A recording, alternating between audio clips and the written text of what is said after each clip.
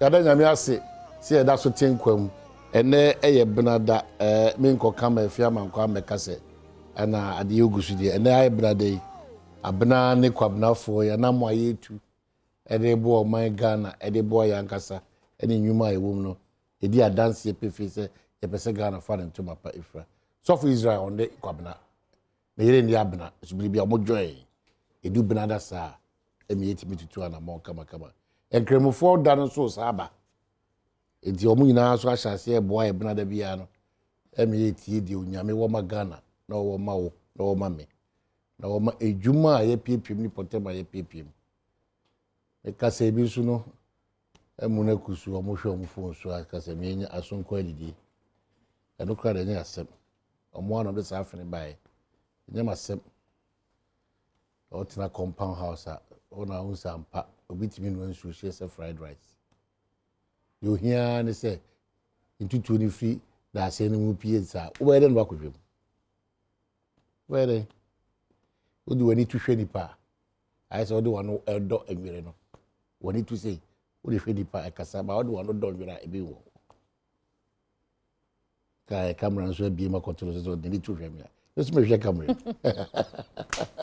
if you watch it yes you have to pass it that seven na bebre o aye bebre o so ezara o hwe Ghana map no see da hono na o hwe uko northern regional TV say post for the info no omodi ehia o fa aye central say north you know western north so apieti for so say uko ura ahafo so ura ma no so new mountain ahafo addition aye pinso o ti afa kire oboko akofa eastern region so eastern region so no aye say bebre o ban kran so enkran so agi sem say pinso is the regions I muda ho regions I muda ho central region voter region Bunu Savannah dia kanyina episo dia kanyina be gaja aye bibi piso ba de mu da ho a person ko jojo ho a central emu da ho you know ko voter emu da ho voter ko emu da wa ba wa da my before na ngona fo nyina say emu da buru so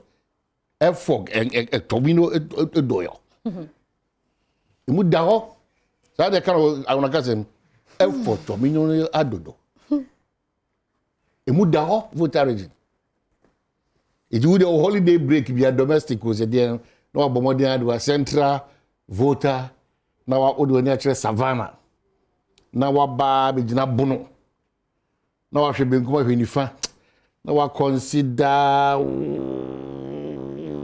western north be fast account o ko ashanti o hombechi wari o de mistake of ashanti jo ko hombechi wari di weni nkura na do pay ma recommend am as weekend ni bo so na obusu akojojo ho a obetimi ajojo ho ama bibia be ko kama Ghana hotels nso no uko flamante ma voter emu da ho uko eye buno emu da ho uko central o 400 200 150 120 emu da ho eti abedi na no ye ozo ko western of abeda abedi nkwa na ko mikro mu ko da hotel a osesa anwa wo hotel ho mesi wo ka se we kwa no problem ambofu efie ewo eben kwa ho nyina tra kwa na chi ekwa himfie hotel ewo eye afkenya se ni nyina adan doti anwa fuku ni gumu sa onu aduane no amfa nchense ne eyi ye kan se toru be 6 ankata so a ubehu ana ne wo sesa anwa di ampadu ko mikro mba me nae o se omai hotel ami ko dware mi bie nso ya nso na ni na ada ave be o se paro ko dimi na zo because paro of on the surface o se hey edi we de asem ka nya me kwa na kameka ko me maka ati mi kameka ko meka kan kura mu da hosa no na ka me ma hafo no apia soso na kribia akokama okọ go so a agensem okọ Kenya ase a agensem okọ fa achirensu a agensem okọ fa ha agensem o fa yamfo achi agensem eti no on se ntimi fa afo de mechim na afo kwa na izi ne western of the NSN ne e hokwa de ne eyi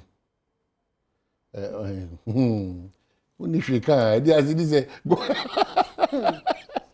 abrabo e boko Ugusu kakra. Area so ma de party. They say wo policy no so ade chi wa only problem bia. Asedape. Na ya say obedwen Ghana ho de a, ahwa obeti o. O yes wo dwene Ghana ho a. Me nya masem. Na me de ebedi na adwuma yi multimedia jana na so a. Na busu ya. Say no tin say wo dwene Ghana because nhye na nko yi a. E affect Ghana. Na affect multimedia. O kan o monte de kasa be bra wo kwan. O kan o monte. Nipa no. Ele dey man kwan okusi apia wia. Ele dey afro adwe afro e kan say eyi afro kusi o. Efia man kwan pe kasa na ezie ni ono pe kasa. Ah, you betu ezie fo nwum be mi ensa cho sisi a. Efia man kwan we dey. Ado pe dey we dey. Be see, me chezie ya nwum tufo nyina. O ya obetu bia cho sisi a. Even now that crowd make sure the interview Abranti young man every say me nim dey say na kan ezie kwa ho ne no. Young man obo Adam for interview 101 o program this Mashasi. Oh, young guy tuntum bro so no nyina na tunu school. Noble ketia. Me say akosia no regizi pima me ya so say hey senior afia man kwa me nim dey to buy radio po. O dey o. Enyum tu opa. When you ask oba. Oh senior there be. Otujum papa. Emi de na me nim say oba wie kura sa jum to ni o na say oh no bo sa. Senior. Omunchiromre say o chiro ba meto. It is so what no pay. It is to encourage you say any Ghana miensa.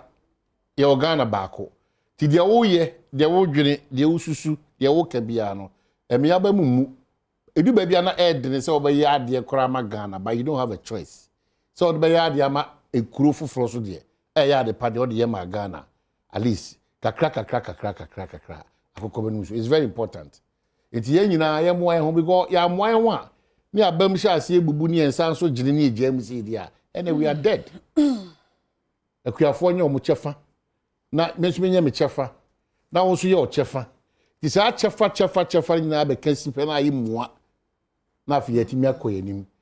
Enti ye sra no pay you tag for amate atua. Abro 1 month. Nyoma say pa wa kire o. Nyoma say wa kire no. O de o kobanti onyame adom uhu se nyoma say wa kire papa. Obia o de nka ho. Nyoma say wa kire o. Suku nsem no nhyehyeye no nyoma say wa kire na nipa dodo na ebia na wo emme unti ase de make no unti ase. I'm telling you, nyoma jigu wa kire nyoma jigu na nkoya na manyosem Ghana eno na akuya besi na no. School no obi nkoya obi nso mpa ye gu ni kotodwa ni mina erade ma teacher for nti enkoso ntira so enkafio na wa to Ghana bompa ewe ade no ya mwa ma ampeja ni mu a baby a o se bia ba affect you itira me say ye solve problem as oman a fa ohu gina problem ni mu say me na nka ato me a nka how would I feel, what will I say, what will I do? But I say e wa chiri ye cannot for ourselves say oppose for no makwa gidi wo ye cannot on for constructive criticisms and answer suggestions in ba o da why in partisan and akwa da ye ode etisi we feature na obi so aye partisan na ye de na di solve problem da wo de bia da kwesi ko no gina kwantia problems in kwan ye solve de bia ye te da se abrawa pa na ye kora no na amaso gigi obi ekope biase na o man petrol tank ahwe foma ye tim de candle ekose se petrol die o man we pa one ni yes one wa omte o petrol car shias kroma no di mirika asesa yellow gallons e the candle any gbogbo ekose petrol no egu akoton enye diesel kra o petrol mo koton ensaka ebudenje ahwefom enipa ewu ubo na mini solo akojona yetusu na ye de egu yebo ensaka o onipa ewu ekro we na yetim no achia ba emu ye ba ye ne ye ne gusu e ma ne hwihwa isi fom ensa enekura ka enya nkwanhia no ye duru ho no ma ye botai nyina nse ye fa check beef case bi emu da ho wo hwe de body ne ye kakra na nsa ahwan isi ba bia na asa wo bua na do self and bottom boko asa wo bua na do self and bottom na mobile phones ye peki wo car accident erade enipa na nya akukuduro boni sei enipa na ni die so enitima obi kwa so dem timi dress kama praise and worship time o monitor fear man kwa ba no monitor fear control no fast over no ire so dem a show dem ne kan say bia ko disco India show na show fitimi announcement ka say ye wa show so mo bag ni mo phone say eh we are say ko na we yampa ye wa show so mo bag any mobile phone see it is share money share for what make case one yen na challenges in bia won so wa wo ko adwumam no krata da wonim say if ya na the headlines na ba fa me ya krata da wonim say say o kenkan sa krata na wa kasa wo be kenkan na wa sam obi adwuma timi akoso no esan say onipa no on be hwe wo hu no Ghana nko na wa hwe obi a adwuma no ebe gina na ebe gina wo saa because won hwe no nti afia ba na hwe na pa na ko na solo de ende esan say solo no ono fi so go through process solo so de be da wo saa kopem say ono solo nyansa be ba na team say nti adan o fi say enua na be sense krata na ma na. This is the country we are living in. Customs for BT system, no? Immigration for air managing system, no ras obi cut corners. Agents, no so I wild. Taxi driver need be from airport to East Legon 150. It's obi Ghana ni bia no I say. Wow. Abe ento so why na do where you na abekasa. Koso Ghanaian time the Obokrata no ni na happy birthday sonko Emma CEO oda hot ovens. Ano ne bread ne super ukona unya no bega ni bi sudi a anu so de pa hot oven mama peace make ai ezo anu mayema nyanya meden anopay di obi aba fast wo kan anopay ana mama peace anu mayema anyo mama peace make no make us unya bega ko ne kwa akodo sa ukra kwa akodo but just that an Tuesday ni faso an Tuesday into where you went so ba yan kwa de ne hia o konkrata so de nye wo hono no nya no kra na ba ba kan dede e be koka mu na yema enti Ghanaian time the Obokrata ni la mashigu jimele ko ni boda la mashigu ho incident no shooting na course no Adom kase ye de akira bamba 46 police 46 de say wo mo trouble move say I interdict wo ma nipa ba ko afa so ahwere ne nkwa na emu nan so pra ho asem ni NDC amanyoko so ma ya krado MPP amanyoko economy na mu hu so no wo de mo to on san fra wo ba beboa na fa bibi atumi akoso ye Oliver Baka Voma wo ya charge no treason felony they say what da posifo ekokomu nensama okochiro ye e wo Facebook no ho asam no delegate Obokrata no so ni court grills atu esien okope 3 a the Obokrata delegate so de abaku monga cage for treason na say Oliver de no so na wa ha ni foni hu sa banka bagu ne nsa wa peja ne nsa so wa ha mayhem in Tamale 6 corps interdicted said the Obokrata Ghanaian Times today buy no special prosecutor so anyway take you over a year corruption cases no free ya wo hwehwemo yeko page 6 so a adehia ya wo mo agrenga no mpotemu ho page 6 ho no no kra they say boteman agrenga no na ada adenta omunyina hye adenta municipal no ase so na nsenem se langas fo ha wo madren pa you say ya stop wo munyina nti wo mo bo IGP no abaso Radam Pari na juma oye delegate Obokrata na manbo awode aba no pay no delegate Obokrata no sini retooling TVET enti ehwo asam no technical and vocational institute say no ye hyewo muden hyewo ma won no ma won betumi aboa na adesua ne adekira koso enti no nye bibia ne so oti school mu sua sanu djuma school no so utimi kobia wo awodea na wode kuro bia ntimenye Baka Voma wonso edie no ebo animo ha ni kusedinga de Obokrata no so ne nsam na okan ye no so asaba bepie mu ewo animo ha se eye de ose ku no aha nti eno so ehu asem sa nsam no anso ewo ha bebre Daily Chronicle de Obokrata no so asade abadin garofo ebo IGP abaso no eno so ewa ha fix the country fo nura wa shaman se ho na case no mu ekokodi no ntino na nti eno so eho asem enhwene Ghanaian drug cartel busted and jailed in UK. Oh, Ghanaian drug. Tifoni na wa no omo no ana. As some international more United Kingdom no. Aye. Oh, okay. Ti eho asem no chronicle. Can be 1.1 something pounds was a million pounds. Yeah. Hey, pounds. Emu da ho. Emu do. Emu da ho. Emu da ho. Obedi sika nso. Obedaji. We do obeda jail. So wa ya che na fe na omo adapa dedi. Anti eno so ho. Enti eno no. Na no a ekwo say. Bibia na me kwa so. O anye show bia ofie.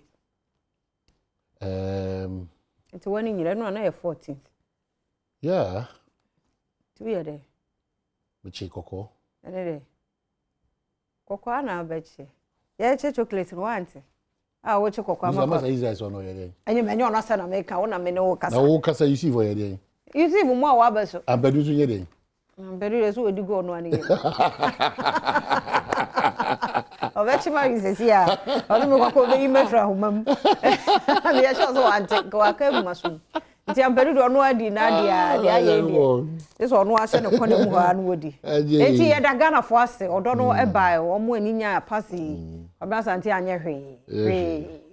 E na ade achi ya ya sa be abetena he. So what latest no? E wo de ho. PR on latest no. About there. Oh. About there can at time. There was 1 pound here. Ya onti ye. Why dey say PR dey abribia ya kan say sabero mu budo ne hu nsem bebre so dey bi oda ndofo nchen ti no enye problem e dey we dey ne hu nsem bebre ababa ona ndofo ya kwa ba ne PR hu akire no sia bodies mama me mamunyina cheme mo akwa abado Badwam TV no sia kase so ena ye benada no pai mada romance bi asie no ebra so se me di bi bro sa Adom kase ni etodwa mu bi a wo betie eni NDC amanyokoro so ma ye krado se MPP se wo mo epemo afiri won ho e wo Ghana ye economy a aye bibie wo ho no a wo ma ye krado se wo mo ebeboa wo mo ene ya make say World Food Program for so akoya adoye ama ye nuanu ma e wo apiate won kwa hwehie mo eno ne nsem bia no pai mada roma me de so mo ba Facebook/Adom TV akase no wo ho medin e de afia amankwa tamaklo afia ni dim tie sede nsem ne tie ankasa kane mompani John Dramani Mahama ne NDC amanyukuo ne sei oma ye krado sem pipi to won safra won se de economy ne aye no ohia won so adwenkere ene won mo enyansa wo mu a oma ye krado se won en won beye sa adwuma natimi aboa mo me yakoso Sama de NDC amanyukuo same ofuso mpofo ena asofo no mu bi eba wo ho a wode nsemi etodwa President Mahama ene ne side no ya kire ya dwen ya kire ama ye hu ba bia ye free ene ba bia ye ba bedu ene gina bia sese ye gina ene ye MPs e gina ewo niama ekoso ewo manum sese na President Mahama me hu se nsama asi wo man mu no ense se ye reduce no to e-levy ne ye kase e-levy nko ana momo no eye oman ni sikasem ena ajinsem no se ye kase ye de adwen ko to e-levy nko aso a ye bewie no na esikasem na ewo ho no ho asem no da ho a ye ntimi nka nti ono de nasem an se aban no e de master plan and as a comprehensive economic rescue plan beba ono ene ye ndisi for no ye prepare say so mu bie sa kwan na ye yankasa nso ye de ho bagim na ye nim de kakra ye wa ye betimi de aboa na ye de aboa ama ma Ghana afa na ntuma papa omane nyama onkodo no onye economy nkote governance issues nzama bebree ka ho even economy ya ka ho asem sisiare at foforo abobo mi the cocoa board sika oye de wonya na wodo to cocoa mpo no se be obi hu be sika na afa ya ka say parliament twesika bi to ho de wo momboden na wontum won fa de misika no na won fon koto cocoa ya ka say cocoa a wato is just about 400,000 metric tons last year around the same time na wato cocoa by 600,000 metric tons obi nyim sentira nya de cocoa na onyi ho ebi say kwafo nda woka hin de cocoa no gu ho na nso aban na otedo no onye krado do bom ho sika mo butum wato cocoa President Mahama ene ne side no ya kire ya dwen ya kire ama ye hu ba bia ye free ene ba bia ye ba bedu any Gina Biasisi, ye Gina, any ye MPs, a Gina Ewo, Niama, Air Coso, Ewo, Manum Sisi. A President Mamma, who said, Sir, in summer, as you. My entire Cassiano eso na World Food Program on Penufo, ya UN humanitarian response depo say one more ayadoye adishia war apiate one more at the 40 family tent at the court so one ye ebusia obi anko hwehwehwe de mo sebe ya ebusia so betimi ahia di nkomo bra wo mo ahuyehia mu Adom Kasia ko hobi etwaso. There were tents, but they were too large and they wouldn't accommodate unique family units. So there are 40 of them. I'm not really sure of the exact value, but I think they're valued at about 20,000, around about that figure, US dollars, collectively, all of them. I think they had large tents and it wasn't very family friendly. And the Deputy Director General did mention that they couldn't move everyone from the hotel, but I think the issue in emergencies is getting people from those temporary solutions like the hotels and back into their family.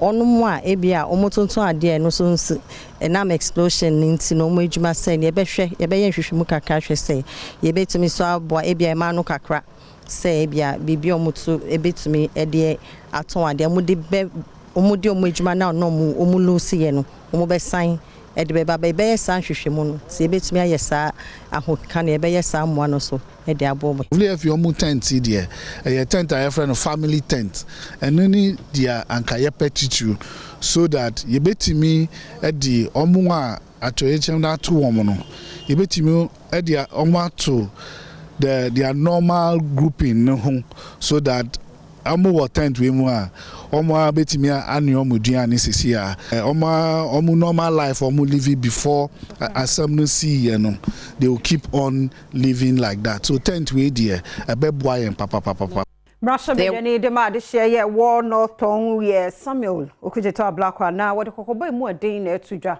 wo mo esese nkranke to ebewi akire na yekoka wa ahemfia na abusua tenase no ede ya de a ebetwam sese e won mensia na ne mpasua no eso eno so achi nso ode kokoboy mu odin ma mabunu mayo anu titi umpe wanyinsan ohwe no woncho ho emfiri ho wonko ya adoye bi eno fa akonya iso de nsemi etudwa Edika me mpese group bia beka se bia me target o mo na me pese me say o mudin but advice I made them in Colano particularly minors 13 years 14 50 years or my adolescents the cause is a teenage pregnancy pejane ho share statistics na cause kakra and idea emboying and it is very crucial say investment in in education, in health, scholarships. We need the results, and these are the future leaders. You hear these professionals. Recently, now you doctor Tagaji. I had to make an offer, and I mean now I said me call rented, furniture, and all of that. And some are to me attractive doctor. Anka yankasa yankola mwenye ako medical school. More scholarship, there is no dropout, no pregnancy. Yes, Deputy Speaker, Wamrashabeja Fiemia Joseph Osei and now they took Ghana Mebunanim say once I muni beam a war in San Numasuku a Hodono, a Hose can be no more adrian for Frobi Mano, say be will be a one co school no and a cohodia. Once a someone watching the intima penine casa on Adom TV, etwaso. Shop no no you come here the for carpenter furniture and so sample ya no table no fan say 11-12 years ni and I don't see what is am no to no be fear dining table so we no so I didn't hear because it be what did their papa into no boy in China for the no they saw that for the her million age I called the saw that style. I know home so you kind of so inti sadly one no say me because yeah I take a camera how no I yiram the craftsmanship at era. The Sahara store. Yet to think they should almost take pride in being craftsmen than being a lawyer, a teacher, a interference and actually. You know, to you, Messiah, dear. You may call now in Jones who feels on your mind. Adom TV Badwam kase na oguso ehwe no na enei ankrankra nyuma se de beye betimi agina na so na akoso ye adwumayefo benya adwurumo fan enso de aye adwuma titi wo covid bremu aho kire de ba nipa so no ne ade no hono a yenye niema bi betimi ahye mabuno no na adwumayefo no nkuna ye che wo ma de ye mo mu bibi ebekenya wo no na ne ye adwumako ba kwa ye sa ye de ne bi de ama na adwumayefo eno ne nam so ma futu we etoja. As an entrepreneur and as a businessman, time be an essay or doing workers, when I say or your own quan. Or your own quan, I be on the women Cosoda because the panim say about on canabity. Only Mr. Okahono, no benefits in there. Never be a beboa, made man Acoson, obey. And then that time be a midinaso. I am to decide my way, a bomb workers. Men say, oh, ye Juma, oh, ye Juma mobi. And the Juma me yama Dr. Sida and I may yama Bentan and say, we. I say, who said, man, oh, yeah, no, yama, I'm a wow. You got some fashion about one of benefits. Your workers be what? Who know what that's the way Juma. You who be harder. And I'm one subanti when I have you. Now, with the current crop of workers, I say they are ready to work. Now, young Sonia, your baby are there, boy. Emma. Akuma pa wenya wade boa adwuma no yenso bekoso aye yentumi ni na mom kakra yambeka yakoma sa yenye femboa no ye bekoso de aye ntu o bebia o ye adwuma no manwen se adwuma no ya ma obi na o ya ma ko ho e na onye de wa na aduane fi mejina me colleagues anemo e dada etase enje bia no che cars 3 ena ene osache 7 de pesa kan se dana se enye obia na obetimi aye. And one thing I've seen about that and say when you your friend in business, your friend motivation. Yes, to motivate someone, that is Nipakon obey idea and Nipakon beji ejimano. And yes, why yeah. And this is the time you drew my colleagues so many my colleagues so. I say dana say and you biana beye. You may be on ma obekono, obey jumana, but unano who sweat. By a dana se pass with who you sweater.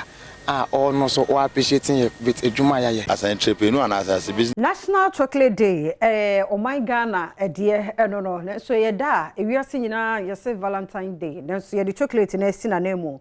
Ghana mebuno bitichun kwada shukumo fra, and Isaac no menu dim como. Woman summer walk can say, ya sebepim sabri, one more jan, one na, kwaye moon, galam say for a chuguso seno, and crowning symbio kanye, any.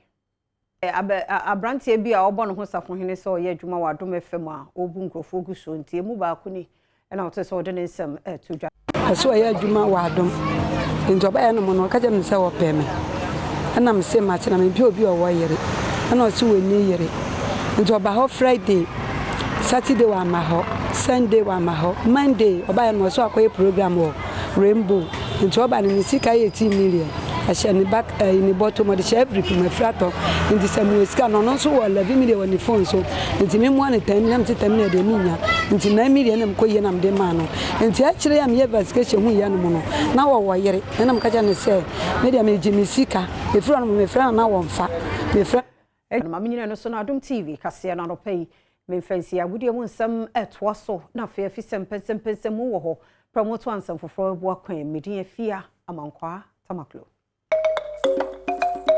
Ma kwaba deba agokensie so me vesa vonyo fa lady ajobo lady this da papa bi na me den sem no ebro ene anope asida enkoma aboafo a wo mo ebo mechidom shronkoma me de abrewo oneexpert.com ene financial freedom emrantie no wo mo sesese de wo mo jai chairman enti ene uhia wo be kampedu a so wo be kampedu nie oneexpert nie dachi nie 1xbet nie na chese Sergio Manutro nie 1xbet nie misra me kanfo e de ma se wo mo e de no na odds no eni so kama a chese udi a usika ne betum ntem e de ama Jeffers mixture eye dro bia de bia me kanfo e de ma wa na wete ase se yes eboa papa obi ehia se obenya bi e wo ne bag mu ana se wo nchen abri bia sanse eboa papa mba e ma no hu sie kama e ma no so begina so kama na chese bibia akọ enkan e de ama Menes Beauty Palace so e be ye uti kama e de ama no afre no 0244211106 so na bibia akọ enkan na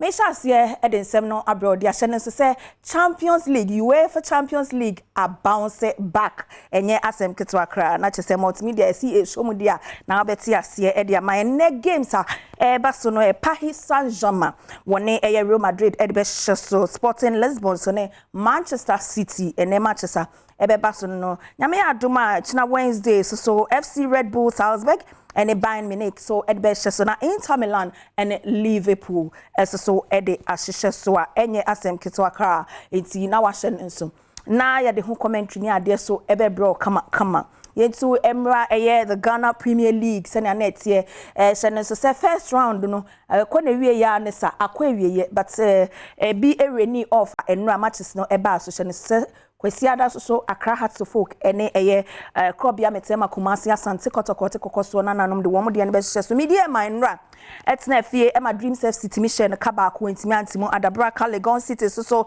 etimi King Faisal anom no kaba ko ma wentimi antimo Adabraka yen hye send highlights no ete. And this is the match that will herald the closure as far as the first round is concerned. It's a Monday afternoon game here at the Elwak Sports Stadium. Many thanks for joining us. My name is Prince Annan, together with Prof. Judah Champon. We'll tell you what you need to know about this game. Legon Cities will kickstart the game and they will be playing from right to left. Legon Cities coming forward slowly but surely. Oh!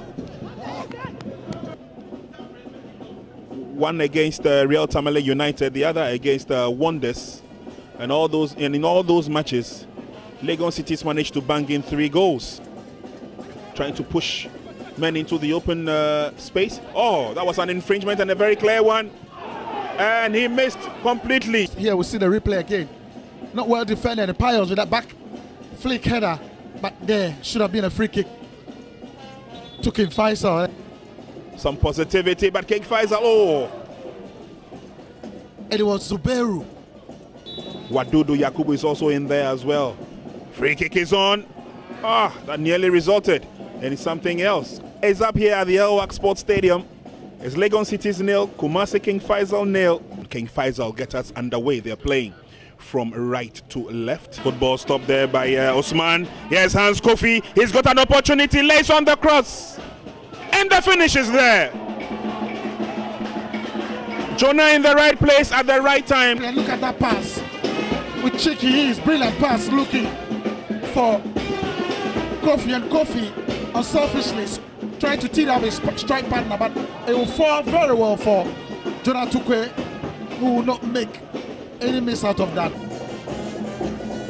King Faisal coming forward. They would want to send in a quick reply. Oh! Poorly taken. We've had all say ena akensie no enyina ekosi ye na ye wie ya na ye ni coach Maxwell Kunedu trainer edema Legon City secretary nkomo. We can't get here and begin to go down again. And for the past 4 games, we've been consistent. Draw, win, draw, win, draw. So we want to continue like that until we end the season on a good note. So I have to say congratulations to the entire playing body for getting us this far. At least it's not that bad for the first round. Team like Legon City, we can only do better in the second round. So we will reflect on it, look into all the games where what we were not doing right, and make sure that we do the right things in the second round. Once and for mono and Chebia na Ghana, ye fee ye call Afcona, ye kogu ye winima supporto, any ye buy ye no nipa dodo na ene ekole se empenyimfo engu Black Stars ne obi che se wo mungu bibia ne ehye bibia se nanka playoff aye kobo ekrank ye nyan nanso media men support ye no eno na deputy sports minister Evans Bobiansa wode atodwa se oh abendodo playoff no abendodo nti wo muntimi enwu ne sa Ibiasida in the sense Mekai Burkina 1998 Pele Mutam the West performance. And on the nam so ya tutu niema ya yebenya a crop of players umpeja Ghana si umobechi Mechra Mark Lesian Asamoah Lai Kinso Sule Muntali Kodwa Samoa. You see nti football no season bia no timi na crop of players anema ya ekoyima. Sa team e dey call AFCON no 2021. I won't sit here, I won't stand before you say me defend any player. In totality, now, but yes, I'm sure say team na the coin, and Maclesi and Motam, Omaho near partner. Settle. This is the first time I call AFCON. Debutant, Meka debutant. Almost first time Omudi Kobe in the team. Out of 28 playing body, near was 17 players. I almost first time I know Kobe, Omonko AFCON. So you can see, say, experience in AFCON on anyhow. So this is the first time on my TCB. Tikakra me can say, technical people no, or more program or more. She says, "Oh my, such a team num any other." When it comes to pure technical issue, and yet the mandate of the ministry. Yeah, Acadia so muhiadi umbibia no abaya bon home or this and the honor the bema. So, minim say F4 no so yen share pa to beef up the team so mbashi ni nema. But clearly no, me edru baby ya enyema dwene anase omo ka say yempamo nkula ni nyina no ya efa baby me no omo nya adwene. Waf consensem numwa na yeguso a yegina dia national so say amanfo dodo na na echi adwen ewo the next Black Stars coach ho na no na former GFA president ora nyaho Tamaklo togbe de abetudwa say woni de wogidie say coach Prosper Nate Ogun obi a wo betimi aboa papa wo de no nsem no wetimi aka ama no so aba abetwemu a enye asem kito akra. I think probably he sat from afar, he's seen what I'm doing, and per his astuteness, I mean, we know him to be following football over decades. I mean, so many years as a seasoned football administrator. So I think per his experience and per what he's seen about me, and being there as a former FA president and with the Black Stars, and knowing what the dynamics of what goes in at the Black Stars, probably that is making him to take that informed decision about me. Is it a job you are eyeing? I mean, it's a national call, and when the day comes and I'm available, I think once it's national duty, we will all rise up to the call. Dia me to me se bo krakra no na yemfa boxing ba ko bi emfemu dia hye ne so say members of the Ghana Boxing Promoters Association de womo adwenchia ba womo che say na no ade ya be tudwa say womo fees are increase womo license fee no na nka ye 500 Ghana cedis say ye de akodu 1500 Ghana cedis ma womo se de bi we de entwa ne kwam kra enye Alex Ntiamo aboache ye president e de ma Ghana Boxing Promoters Association of Ghana. There are rumors that the fees have been increased over 300%. We are just coming from COVID. It's very hard even to get by with sponsors, and we are coming out from COVID. What informed the decision of the increment? Intentional. It was intentional because the GBA want to get the promoters out of the business so that they can connive with IMAS to monopolize the promotional space. And this is worrisome for promoters because we have held the fort for boxing in Ghana. Some of us, we have deep down to our pockets to be able to push boxing to this level so that in future, a sponsor or a media company can come in. In this case, because we've not gotten the fees, we assume that the old fees are still in force. And so some of us, even if you go to the GBA today to do transaction, if the president is not there, you cannot do any transaction. Per the GBA constitution, per the constitution, the secretary The General Secretary is the head of the Secretariat. He runs the day-to-day affairs of the GBA. Today, when you go there, I went there yesterday to pay my, to renew my license. And I was told by the acting Secretary General that the receipt has been locked in the President's office. And so he cannot do, he has no jurisdiction over those things.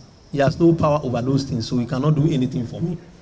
For me to see that they have given out a press release, putting us as people who are not in good standing.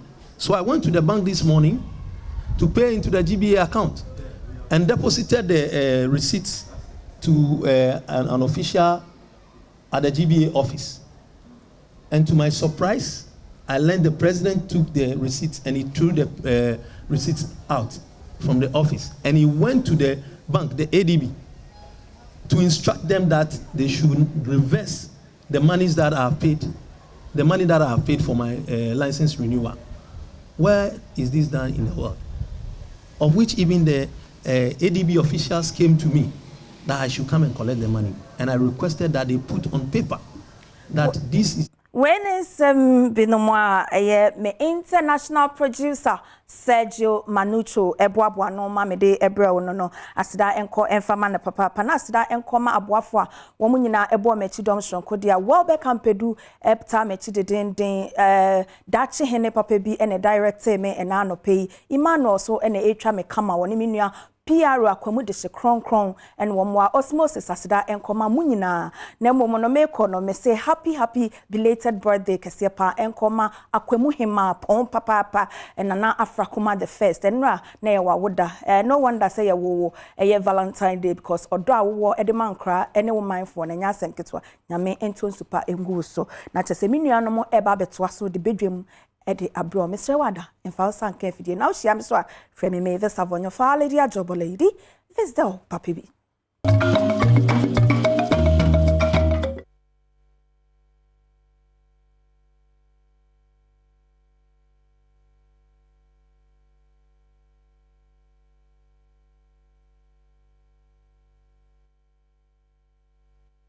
Well, Masachio, me moachiba Ghana and Komoso, achia jitum na jidi se embuye. Mamenchiem kromi ensen, eho na eja, itwa me fruma. Achem kwaben, kumaura so, almighty ahafu. Anafe deputy, awoba, machia manopei, me jidi se bibia na mne kwa so eko kama. Anopei de menshada, menkomo no nshada nyen koma, chese ema akoma toyem sa. Afide aha adwenia ma ema na ebroso. Enu adakra do masa de krata be pi so se onko classroom ne enko classroom china. Enkomo no sha ase nketinketi ne nyina de anotu e de ade sede ne chopa ema utagfo. Na yesa asra ban panyufo ne mu adwubaifo a omudi san komo we fair wages for anafe labor commission for ana education ministry for say de eseso mo ye bia ma menti me ho asene mi free ho ma ye offer asenem ne nananom ne ekunu ne yerenom esa akosua de wosuapon mo no se ku ya daroma omuntu ana mo no monye ba akwa bedu na no pay akrata asa ba bonte se you talk for the onsa akrata se abaya nhwe ne wan hwe omo conditions of service ne wasema nka onyame ni nukweni omo nko classroom enne enko china adopei me share sakasa nase na nya nenso kwa na meka ho ase bosumi ni ana masra baya sra yutagfo abisi na no pa ye kase se won ti die si na se a ba kase eye normal se onim susan so asa de we de ba ana asha ase de ba ye ka ba kase ye de bi wo so so onim yonne ana hawa saade e koso ye betim de aba e ka ba kase bia ye tuatua waso mesrew ye nyina ya me anu minimu bi se ba bia edu no etua ya nkase ye ho se suku pon cheche for etua tie no atra 3 weeks 1 month eko egusu ko ye hu se animanim ya ye benya anu aduro bi a oda ma ye mo nhihyew if you say insurance so e betime free saa de we a e ko no fin saa no unima anka ya hyase aboho mpa ya tu anamo akasa akira aban akasa akira itakfo e de adesede ato afani nyina nim say onsi pro no ma no kuredie entimi nya adwuma ya bedu saa mpempenso we free say ejidi a itakfo wo e wa aban we na o say ni mpanyimfo mu no jidie ni sipisa jidie en sipisa if you think conditions of service there madaroma anke anu baba ni jidie na de krata ba ni assign ni stamp pine abanu afani age atum say na beko but atrawo say jidie won komo na yedi say se jidie nsu ni ma nya de obi abaye be so obi ani da because de bia da no na ase obi tete obi de bia da na ase obi sisi obi sa woni munsunsuanso a teacher fo atu ate di abre school pon na ade hye o ma mesre onka ye mbehye o mesre fair wages foi labor commission foi Ghana mampanyi his excellency na Nado Danko Akufo-Addo ana afa utag mpanyifo yesre mo wadaroma asunu mienu ekubiri bia da se ni nipa omobre in this case no nya asunu mienu na ekobere o emenu mienu a ye gi nimdie free sa abinfo mo che ade oyi ye ne yebre if we say there's too much distortion our educational calendar them too much distortion our educational calendar them ti the course you cry no esa deepin crisis no and esa worsen the plight no and esa distracting a lot of things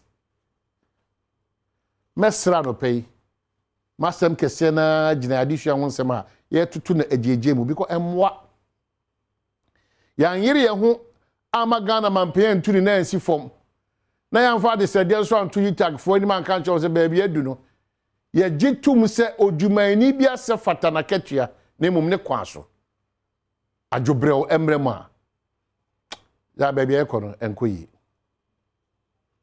enkoyi kra o ti utag fo na nkasa o mo hwɛ me anopa we aban mu mpanyimfo se mo ye adwuma ofa wagi so se mo labor commission se mo wo abankese mu madaroma ano baba e entina se nkomo a gidie wom muntu saa na mo no na fei yentimi enkotoa ya disua so na saa nipa won ni so atawon nipa free achichiri bento e ba ya omo so adisua nkoso omo hu de omo ye awofo a omo yam hihye omo a omo ma omo ni baabi omo nenam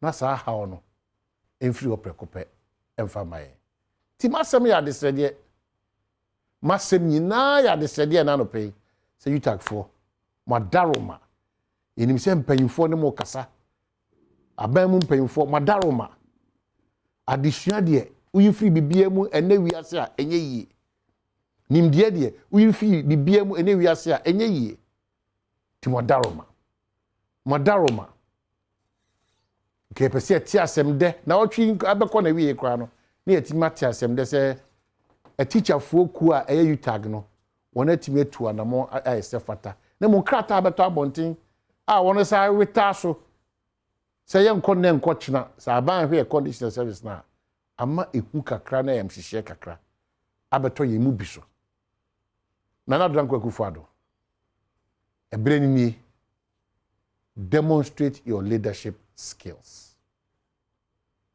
midisi no na me ka o se nkwanhia ho nsem no guso a enye papa afi hya ase ena no pay amiti mi nuanom Adom FM4 nkwanhia basa asi infinimantem kwan so baabi truck yi na akutwa fo obi so manipa baako afiri mu na nipa bi nim so prepra esi afi mu nkwanhia ACCC na no onti ase mesrew ya shenkafo ya passenger fo ya so enenam kwanchen ya edidwa kwanchen ya car owners ya station officers emse kasa every day yeguso kasa ya mwa ye ho ade bia da bayi a ede san kwanhia hye no da bi da ya nkasa ne abayifo no ti yenye ho adu ne enti ase se wotena hyen achi a ana wotena hyen mu a ompa ya ne se wobehwe se bibia be kojojo amoti makodu asomdiem anopai Ghana achia but emuye machiao ana masakra beko Adom TV Badwam na Osha no man hene kwabena santen so yada se Ghana nkomo a wode brain some de bebre nti we ni formula biasa de besini mu bia no na wode tugu sa na mpanifo ahwe eto ho anammo happy birthday nko Emma Dr. Papa Kwasi Indum Dr. Papa Kwasi Indum happy birthday enkoma president of the group Indum anno we efri ora masfuga eho ene GN adwumayefo afofro ne adadafo nyina efi won mo ho ede ebro Dr. Papa Kwasi Indum happy birthday ono kwa no ojina 2016 flag bearer ma PPP pre papa preko wa sore de ti Papa Kwasi Indum nyankopon shira 69 Amisha ya fe opa na ene bra na yehu ebi akwa akwese ti nyamisha opa no nkoso nya okese pa na afa mi anso me mama baako mama peace hot oven ene ono so na woda ti happy birthday enko emma nyamisha no nya okese no ntre wadwuma no mu na fa adwuma efo bebre nyankopon shira papa ene ya ba bedi enkomo bi na sa nkomo no yahwefo ne etiefo papa bi no se no de digital no de egu a no my Ghana yesi yedam nti multimedia yenso yedam bi ye fa kwan ahodo so ye betumi ene ye viewers ne ye listeners edi nkomo bebre enti ene no so multimedia introduce bi foforo gebe ten ho hwese very steady money na ho na bibia woko azane do so fama ha so bia behu me no suban wo off camera I feel the assistant better ne assistant na ade ba ade na mehu oko bedian okay Google dia okay onim se sisi ase na wiase ne kono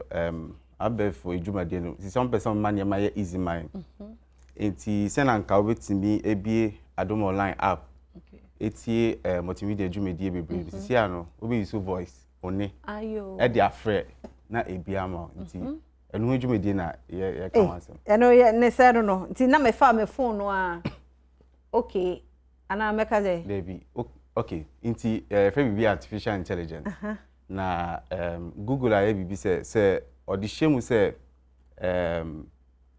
artificial intelligence no ya program ni se na uka bibi che na obeye adwuma na ma no enti sisi ano multimedia adwuma ko no de ho akobata Google se obi kasa no ka se Adom FM multimedia bi Adom FM ebebo Adom FM bi Insha FM ebibie enti radio stations ni nyina no ye da koto Google obetimi use o voice edi ebie okay ha se munchire mu no enti better na betumi as sa Google no okay enti first of all say Android phone Android phone na Android phone no eno ne de he no o say eno ne de wen okay see operating system na use Android me hu say na mecheche mu ochi no na make enti ya mo nka ho there we am count enti smartphone na Android okay multimedia WhatsApp multimedia internet so e ko hwehwe ultimate use internet no na ye ka na o no nso a settings kakra wo ho a ese o ye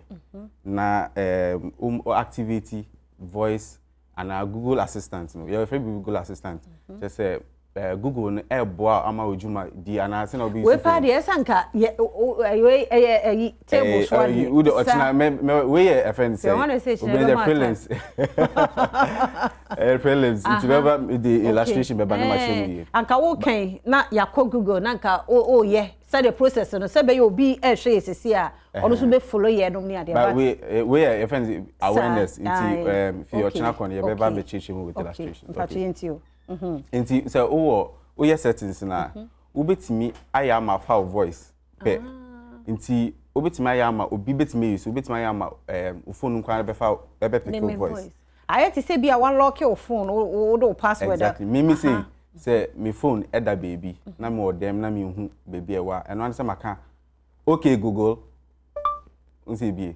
Yes, it's nti baby a obi a light no be so anase meti sound no. No one hu baby e wo nko. Nti sisi a no say why busy wo kitchen no ye bibi na untimi nkofa o phone na nko bie enti Adom FM. Okay. Eno an say waka okay Google open multimedia Ghana. O dey active o. O kan ke kra no. Okay. Nti o kan o the voice ne kan e be bie na abo Adom FM. Ba menim de on sa na wo kan o say ye ka say you can't okay auntie me can okay Google na na bibi no we bie auntie obie na ho no na afi waka dey open multimedia Ghana okay yo and play Adom FM and now insure any of FM yeah, radio station multimedia yo nti ebetimi aye join so ebetimi aye joy to joy FM insure FM live FM hit FM okay na TV kan ho they be sisi dey in fact TV kan me sure say with time no TV be back okay enti de wo kire ye ne say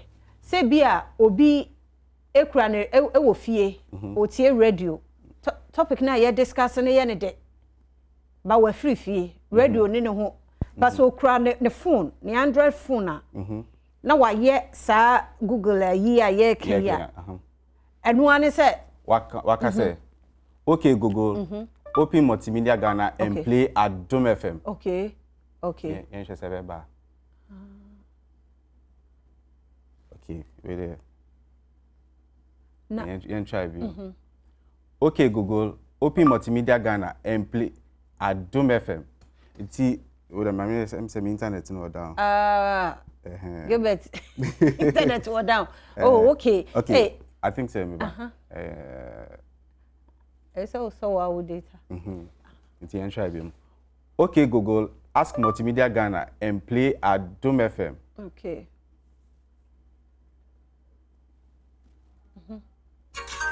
ti Adom FM na ebo no ti Adom FM e sisi a no na wo tie wa ha exactly mo wa ya de ye sa omu me ba do you better stop no we can stop no na say akọ be ebo no no stop no okay say o say insura kan ho ba nti anu je se mo okuma se ansa na betimi say wa ha betimi aye okay ye insura de na me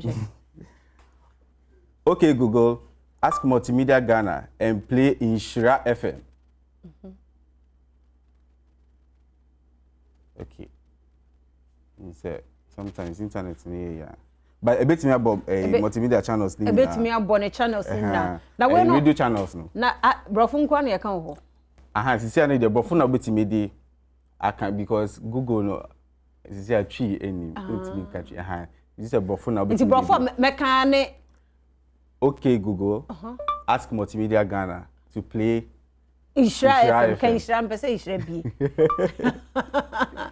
okay just say but I say M7 okay they say they na twi ni ho e twi ni but with time you know the twi ebe kan ultimate command na enti say me kura me phone yi sesi e eno na me ka say e wo sanka e wo ayisu because they say wo betimi a kire me enti say me kura me phone yi better na metimi meko Google ho ankasa say bia ba okay enti ukita phone na ha uko Google la we say we settings no they say maba Google settings no enye Google FM website un say Google app no it's called Google app na app ni it's called app na no akọ baby a image no on top on high we no okay it's called settings or it's called settings if Google assistant no me who me settings no okay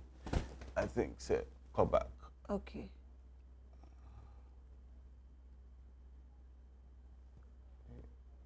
well do say oko you know that me using for assistant no nti me call Google no ma settings me hu assistant Google assistant okay nti oho na ubehu baby a ya tro okay voice activation okay and I say Gilbert ye betimi akwa aba na nke ya use touch screen no ye dey aye e be possible so ometimi a connect your phone no okay o dey my camera ochina me the illustrations in beba okay na my ni na say na steps say na say we activate so say o voice nkwan na okay ye programming na enyu so because obi wo ha obi say obi abe use no phone sir nti say wo the voice say na your face ID no wo do we ni ko ya obi fofo ni ya enye ha since I'm person use me kwa voice I'm my okay but very simple obi okay. abet me okay nti na say no multimedia adwumakuo no ya radio de de aba ka ho ne say baby awo bia no de hia nsa wo sa uko Google na why your settings why your bia na wo internet or Android phone smartphone say okay Google ask multimedia Ghana to play Adom FM na say no ano no na ebo it bet me agina so for how long. Oh, see, so far as we stop here and quiet, now we data and quiet, okay. This is why I could stop it. Okay, okay. Now, it is every person also free. I don't know what to join. So you the same process. The same process. Udum no. Now starting. Yeah. Okay, Google. Ask Multimedia Ghana to play Joy FM. And Sunday do beba. Exactly. But aside that, here in him say wait me tie your radio no so your app we tie da Adom online app no any Adom online ankasa wait me akotie no ahwe TV no but we no for convenience maybe phone nim ben and answer uye bibi un sakita bibi mu na be so use voice ABA na me ka say bia ben wa na ye active na say bia me your distance won't even come more than maybe 10 meters and how wait me exactly okay ene wo de influence he na ye da se bibi kire ya dwen bi mu a na ya sa ba nti se ya ye ka say eye adwuma no eye adwuma se nti na me bi o ha ana be se obi abetumi aye obi abetumi aye na so wo a smartphone na Android nkwa de obetumi aye na wo internet so but still na wo se ye settings no ntumi nya ne sa nti just activity voice in ansana okay nti Gilbert say unyo de amankwa mpofana Gilbert Gilbert abankwamfo for na yete no enka no okay Google eno ena multimedia adwumakuo de abeka ho say your radio stations ni nyina from Joy no Love Adom Insura Asempa hits ekora ka ho hits your radio stations multimedia radio stations na ba mi say Ghana obi enu a why bibi sa na say wa hu say ni anti ya ye say nkofo best at ya sa na ye pe no ese obi a ye sesem anam so mo sesem mati ase nti eno no me nkomra me wonkomo ba ku bi we fa ya pomuden ho ye koba ye beto aso sana se ne amo akwa ba biom fa Adom TV Badwam dwumadie so na fisem komo no ye ba be hwe se de apomuden ho nsam no etie enne ye ba be hwe infertility in men emema a sabi wonkomo no wo fom nti awo aye problem e dia maye bia na yade ketua bi e na wo pay attention ti e de sa de na ba fi se nyame obodie mu no o so obi abewo afa no ho afa ne ba so ate ase ti mfa nhwe mu se wo de ntumi ngo bewo bia bibi ketua bi ti san komo we hia si enyina ye beti mame san wo hye Dr. Papa Kwesi Induma happy 69th birthday nyame show nyame nyo kese onko so omo ho ban saa enti we me ame boss Mas Fuga one alumni GN fo nyina and I wish you a happy birthday Mama Peace happy birthday biom enko enfama hot oven bread papa sandwich papa ni nyina wo ye bi ti happy birthday enko emma nyame na aye ananso nyame obo ase de wasemu ohokra na ode abankra anso wo se baby abefa bia hot oven Mr. Mommy me nso me mrantie so ha naja bibia nkoso papa me mu akwaba afide mi hia unti afihia pa afiko besai ho afise se na nkwane ahoden wo ho amen na adwuma ekoso na hofa no wo mu se ya mo edase enne usi eni nkomo enhwe infertility in men yes emema no enhwe no wo fomo yes the edika no me de tiama obi a o hwe sabre mo yes infertility in men are predominant these days. And yakase infertility, then we are talking about obani bemo matna dan bakum. I engage sexually unprotected for a period of 12 months. And so in your issue there. Until ideally no you advise say at least 3 or 4 times in a week. Ube engage sexually. Se ope se owa and now we are feta oba. You have to engage at least 3 or 4 times in a week with your partner. Then utna for a period of 12 months. Na yenya issue biya, then we can confirm you as infertile. And even that no krano your primary one and your secondary one. Primary nature say obia se be onfa efu krada. And na secondary no obi a wafa efu no pay. Regardless of how our outcome in by, that means either say we nya akwala no and as say we nya no krano, you are classified as secondary. And na your sub infertility. Sub infertility no jina mostly ma obi ani fi na kosro kakra like 35 37 no ko na also a period of 6 months on any kunu atna for 12 months and that same process no but also on to me enya ebani bi no then we classify you as sub infertile. Okay. Yes. And then as I say what say you say na be me ehunu baby a obi hye. Yes. Na fe ya hye. Ti nne no mema ne de no ene ye ba beka. Ebe day na bema aye infertile. Dey na causes ade. Yes, say fia me that say the little research kakra ya na ma ye hu say 30% of cases of infertility if remember. And 30% so if we ma. Okay. Yes, I pepe. Good. Then another 30% so a man ni mema ni nyina. Then 10% ye ni maybe a free. Okay. So Osha out me say it's nobody's cause and free particular person. Yeah, a bit me free baby brave. But in Beman most of the time no na otime who say ne sperm cells no. Bema bia no your baby a friend testis. Testis no they produce sperm cells.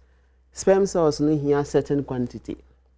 Say offer 1 mile of BBR sperm cell na I was saying about 20 million to 40 million of sperm cells a womb. So bani bema shia fluid na eba no enye cell enye sperm cell. Okay. And no ye semen. Na semen no containing sperm cells no essence containing other important chemicals be a ebeboa for fertilization to take place. Enti cell or sperm cells no or semen no enyi sa 20 to 40 million na ni aka say or low sperm count and as our sperm cell no form. Enti quantity no very important. Aside that you will be a friend no motility. Motility nature say enye say obe produce bebre nko a. I was almost nya ahoden to move. Enti say on to me move and also see another problem. And now say some of the cells ne bi wo ha na omo ya abnormal. Ebi wo ha cells no ni ti no so. Yes, ebi so wo ha ni ti ni eketwa. Ebi so wo ha oni tail. Okay, ebi so wo ho ma onko directly. You per say about 20 to 40 million of sperm cell na ye kan ho asem. You per say at least 50% e move direct. So omo ko fetus no so. Omo ko e baby a egg no one. But if they are not going there, now omo nye purposeful in their movement. It means omo nye that strong enough. And also see another major reason na e so low sperm count and a problem with fertility our and then one of the things you know so yeah Osha testis now you will be a friend you was some particular vein be or your friend varicocele. Now this varicocele no Osha the morphology and now share the obema the genitalia now who says scrotum and testis no outside. There is a reason because in can say heat ye be brave. So a sign outside so that it will balance with the heat. But when your heat ko be that particular vein also then it change the temperature atmosphere now ama production of sperm cell then motility also abaform then direction also a problem. Then we can say this particular person on the sperm cells form and they are not strong enough. So these are one or two things. Now the ebema with me in some of these things near when heat near too much war. Na coming back because if you are until this our problem no ban. Go be back oh ma wo ba ko obi ama wo mienu maybe our another relationship mu a ohia ba then e ho no ema. It depends on be there 1 year all this while like after birth be a war be a heat be akoka ho be a driver near wo hwe wo atena ya yi so sa heat engine so no otie na o hye ntade bi e man heat nti me ya sure say because ya tate sa de no se be ma na wo mienu ba ku bi di a aye ne say enye ne fault but say de wo kan we heat no so betumi and even to some extent laptop yes it's not really good because radiations and sometimes no so environment be a radiation here more and also so it can affect that as well.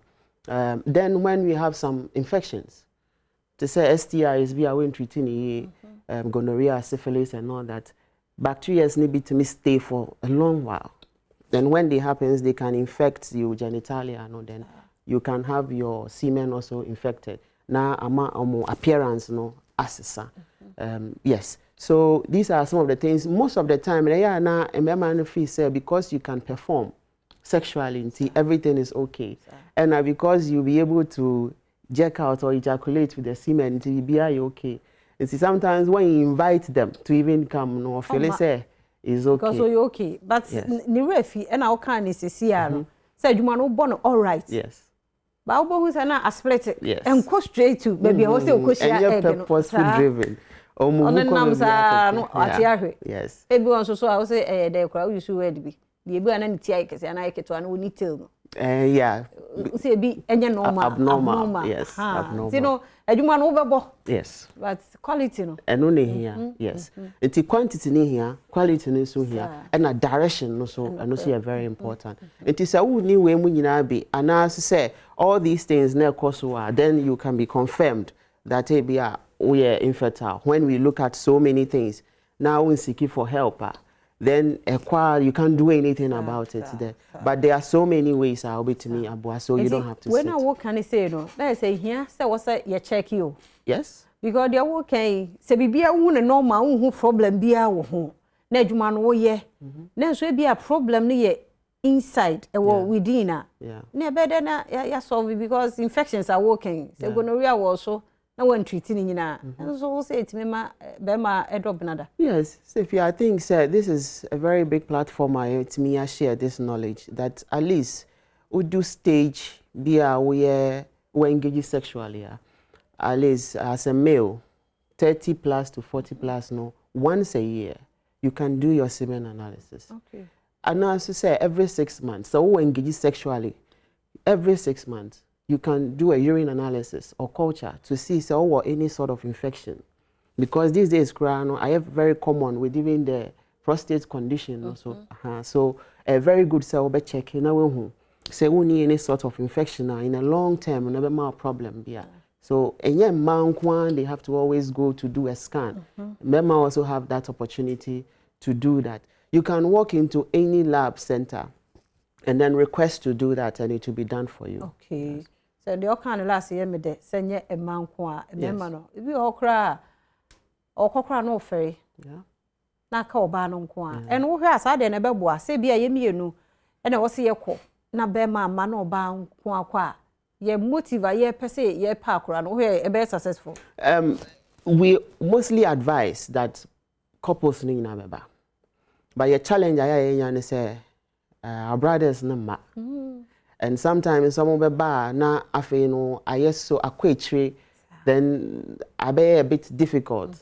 And on a major challenge. So we are using that platform. Say a catch your bema bia that enye obankwan obet me problem with ni production. Bema so to me problem.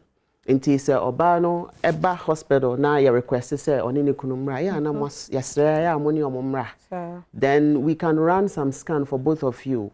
You see, say ORA in this part of the world, say ORA for certain number of months, and a year now onya issue be then people start talking, and most of the time, I say a man na it shows signs of pregnancy of a new baby coming into the pressure. Yes. Especially be otimi ye adwuma sa no be akoye bi onche onim say ye ne yire na emfa ba no.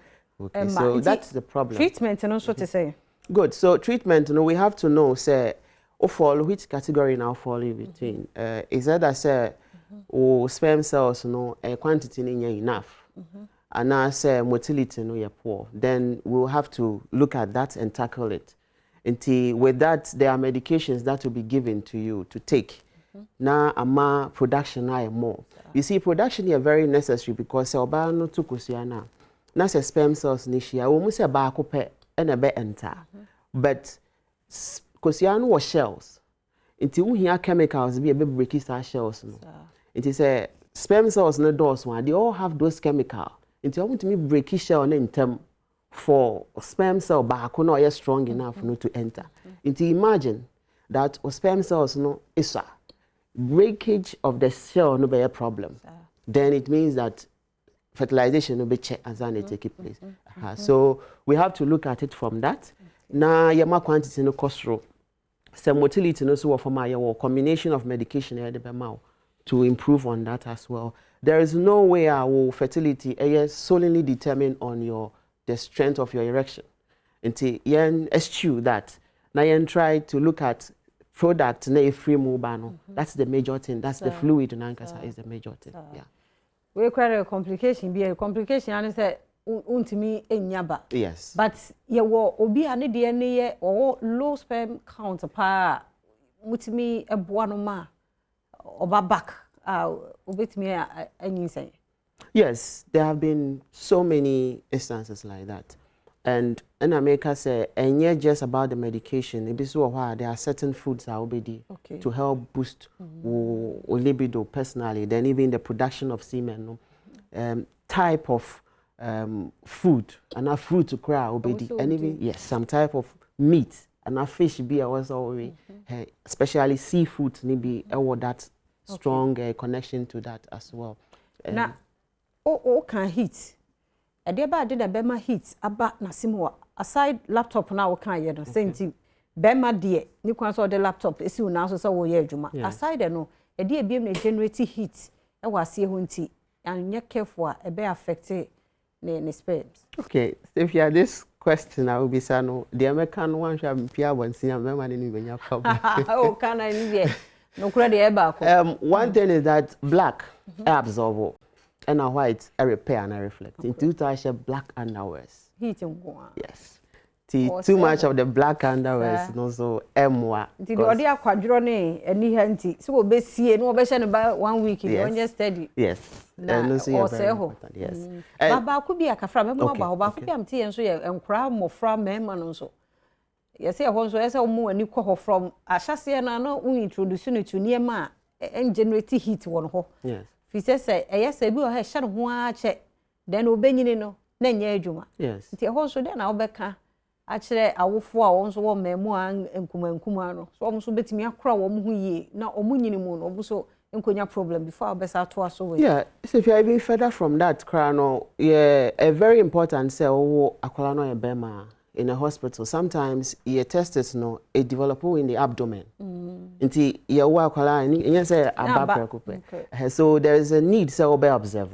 Sometimes once a back open, then the other will take time. Until there is a need to check all those things to see, say, we be our because these are the organs that be produced. Remember, boy, many may show pass. So, when I say, as a master wrong, when you're from far. Good. So that's very good. And from our phone, say good. Oba was so bored and I'm mammy before a man and Cahodia Meneno. Timidity, Hong Kong, and Tiampedu. So you Pompeo. What is so releasing from a bit more tight fitting and also. Yeah, you see, and America say scrotum sac no outside. It is a washer there net it should be brain. You are pushing it to your body. It will increase the temperature, and that will also not help the production. Yeah, advice you better home. Plus the medication also, and then plus you better monitor with the type of positioning. Sometimes sexual positioning. Sometimes they are very important based on what you will find from a partner. No? Okay. Yes. So it's a holistic view. No, infertility. Infertility is a problem. Enti sesero me manisha white no more. Yes. Ase ho no than black and blue. Yeah. I'm say blue no manageable. And ash but black and there. Black is not really advisable, honestly. Okay. And say opie oko fee so at least is your home. And all the time now, we share boxes. Oh, dance or releasing from phone. It's very important. Sorry, now I'm more fine. Yeah, the idea problem.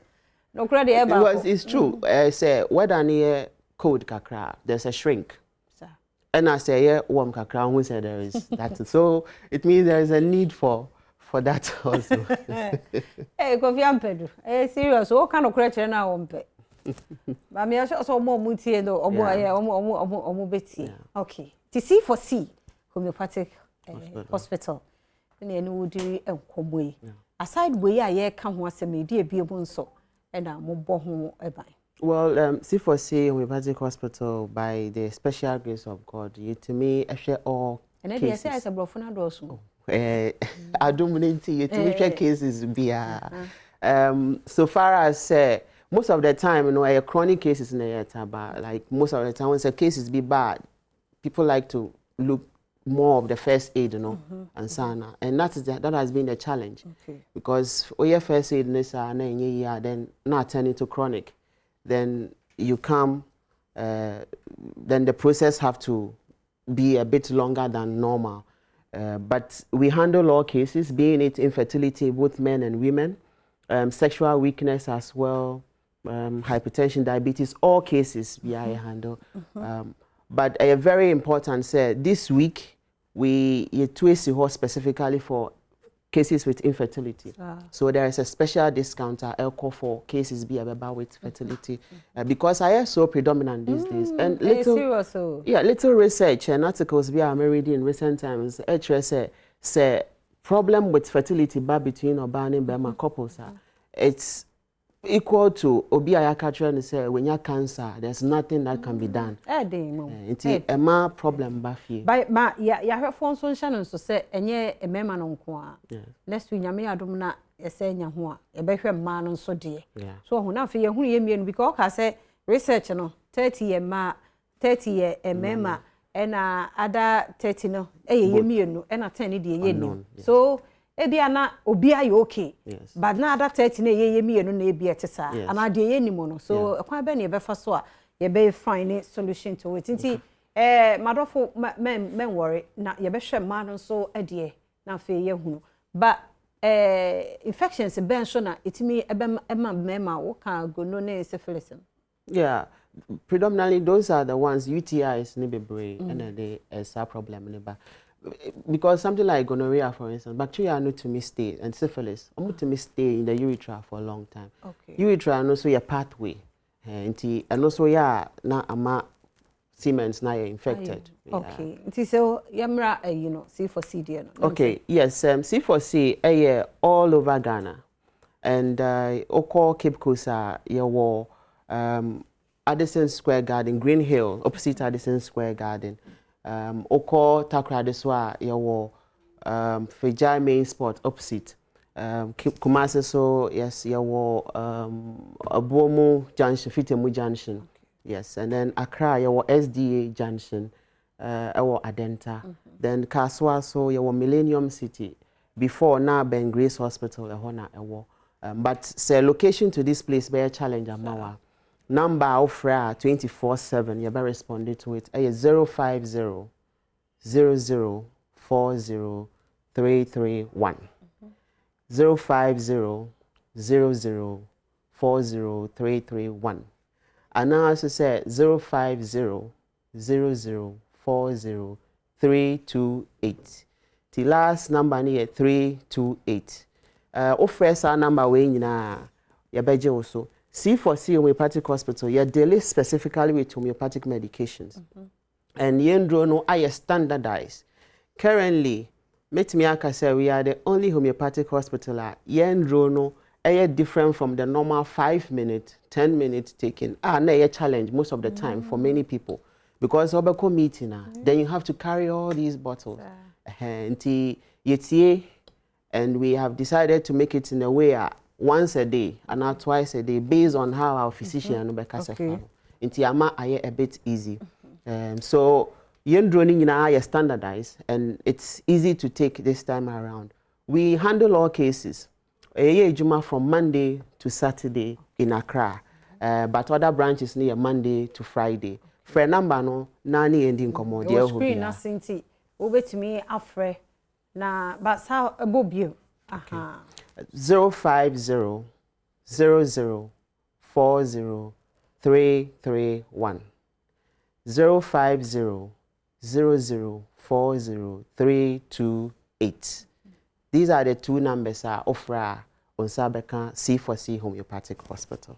No, nti branches ne dem say the whole Ghana no be ewo ho. Say see free na ekoso this week. Yes, this week specifically for fertility cases no, you have special 50% discount.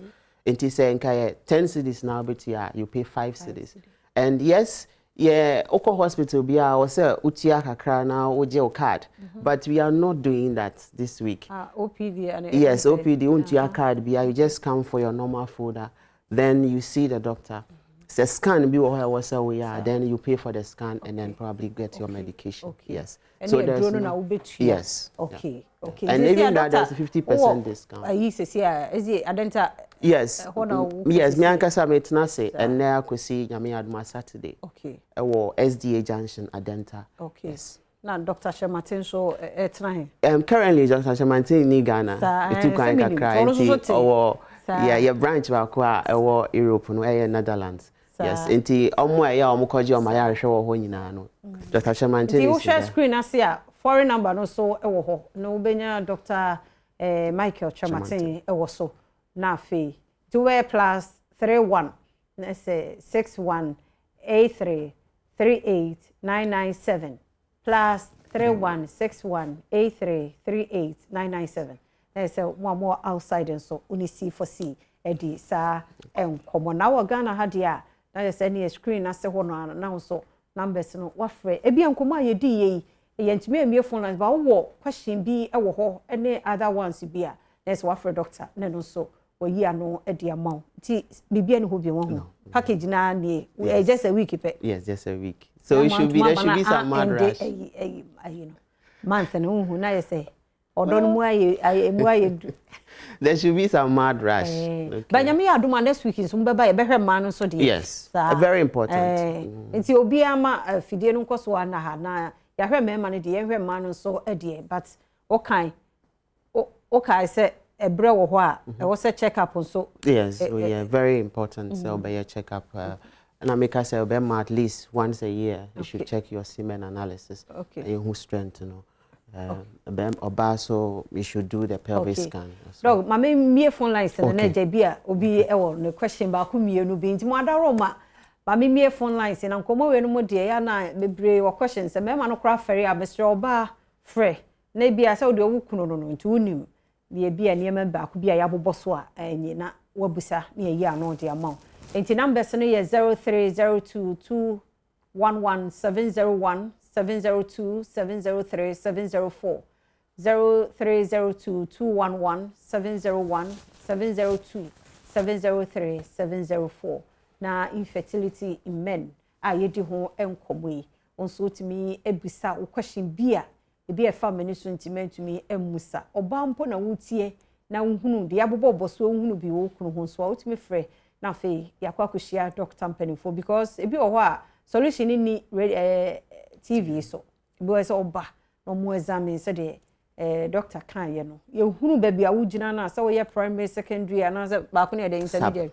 sub infertility na fe ye hu manya first caller wa homa no so me do for me mo akwa ba de oba Badwam so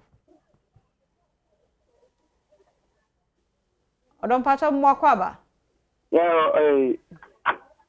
ban kan de me pacho ma yentie o good morning mankind ahoma no nheda nto mu papa nti so mankind new ofra so ani die mu low TV set na maye na mafru e wo phone no so mankind me pa cho tie nkan ye mu akwaba wo so ga sam person bi sam say oba ne be metra cha e be ye de ne say problem ni fi oba no and say fi be ma no because e fi bebre nti doctor nti mu say be ma no didi ananse no mogya no because ya tese say mogya na edane sperm ma e be ye anyi say oba nti say be ma na didi mu ka ho ananse natural say ono de onwo ana Edase papa dog ya fa bi 2-3 mame na mamfa true dia ga major to point nti ya fatum ti me fa another caller odobe mo akwa ba de wo ba Badwam so Major so bro be dey na yentie we yo na boza ka za free attention state Kumasi okay e dey ma sem tiawa doctor kan sem bebre dodo na no ya na de hye nua ma no de se bi ohona problem no wo na ya se ho se mema no dodo na hye ye ho the best reset that you work for work and some even heat in the no kind no what you was what the fire you come out you crack some traffic and kwa bit na ka mo I have am go traffic and kwa bit mama o spam sin you know heat Badwam to the work and no crap the best remember no the best as why you na so yanko ni en check ni en hwedi free na je yentu ate na so die mrafi sa ya da se papa Dixon so ahoma no so Dixon no pay mo achi emo akwaba yo what the major so far me pa cho me so me problem kakra ye hello Dixon pa che yetio me problem kakra ye me pa cho my wife sabi ongoda but be 1 year ni no me menstruation no atiko e maybe mo kra the doctor betting at Chimba betting up one kakra. Pacho, when you feel say? Pacho 37 years. 37. And now 1 year Nina on menstruated. Let me try. Now, Marco Hospital. Hey, yeah, Nancy Hospital. No, Musadia. Almost said that though more can be say friends and Nkusu at all and yet. Okay. Ura Dixon, don't worry. Doctor number no, you say subi na fe washa that friend. On say bi o hwa entimenye phone yi so nyina nti no na me bisa we keke but ye wi afre no. Na fe nchemu bia nso one woni hu nkomo. Me da se frɛ. E da se. Ma Abiba nso wa homa no so Abiba no pɛ ye chia wo emu akwaba. Good morning. Ejo so mame na.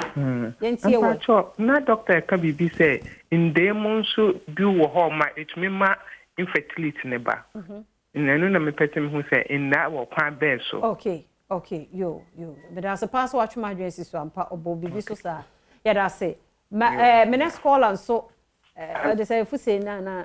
Hello. Fuseni anopa me chia me mo akwa ba. Before me pa cho mu komo na mu di no me ni di ho pa ma ti de mu kai nyina na me problem ni say bema o sa problem na ye wo bia ni bia obetimi adi e ma status na asesa na ala gi se dro nkwa na obetimi ano na mpese me bisa yo doctor kan no se bia na ho no wa dwen koso bo be se sisu biom ya da asesa won so frey ofofo nso ahoma no so a memo akwaba okay obi anya maadi a yenyi bia no aha yes with the I'm free Daniel okay.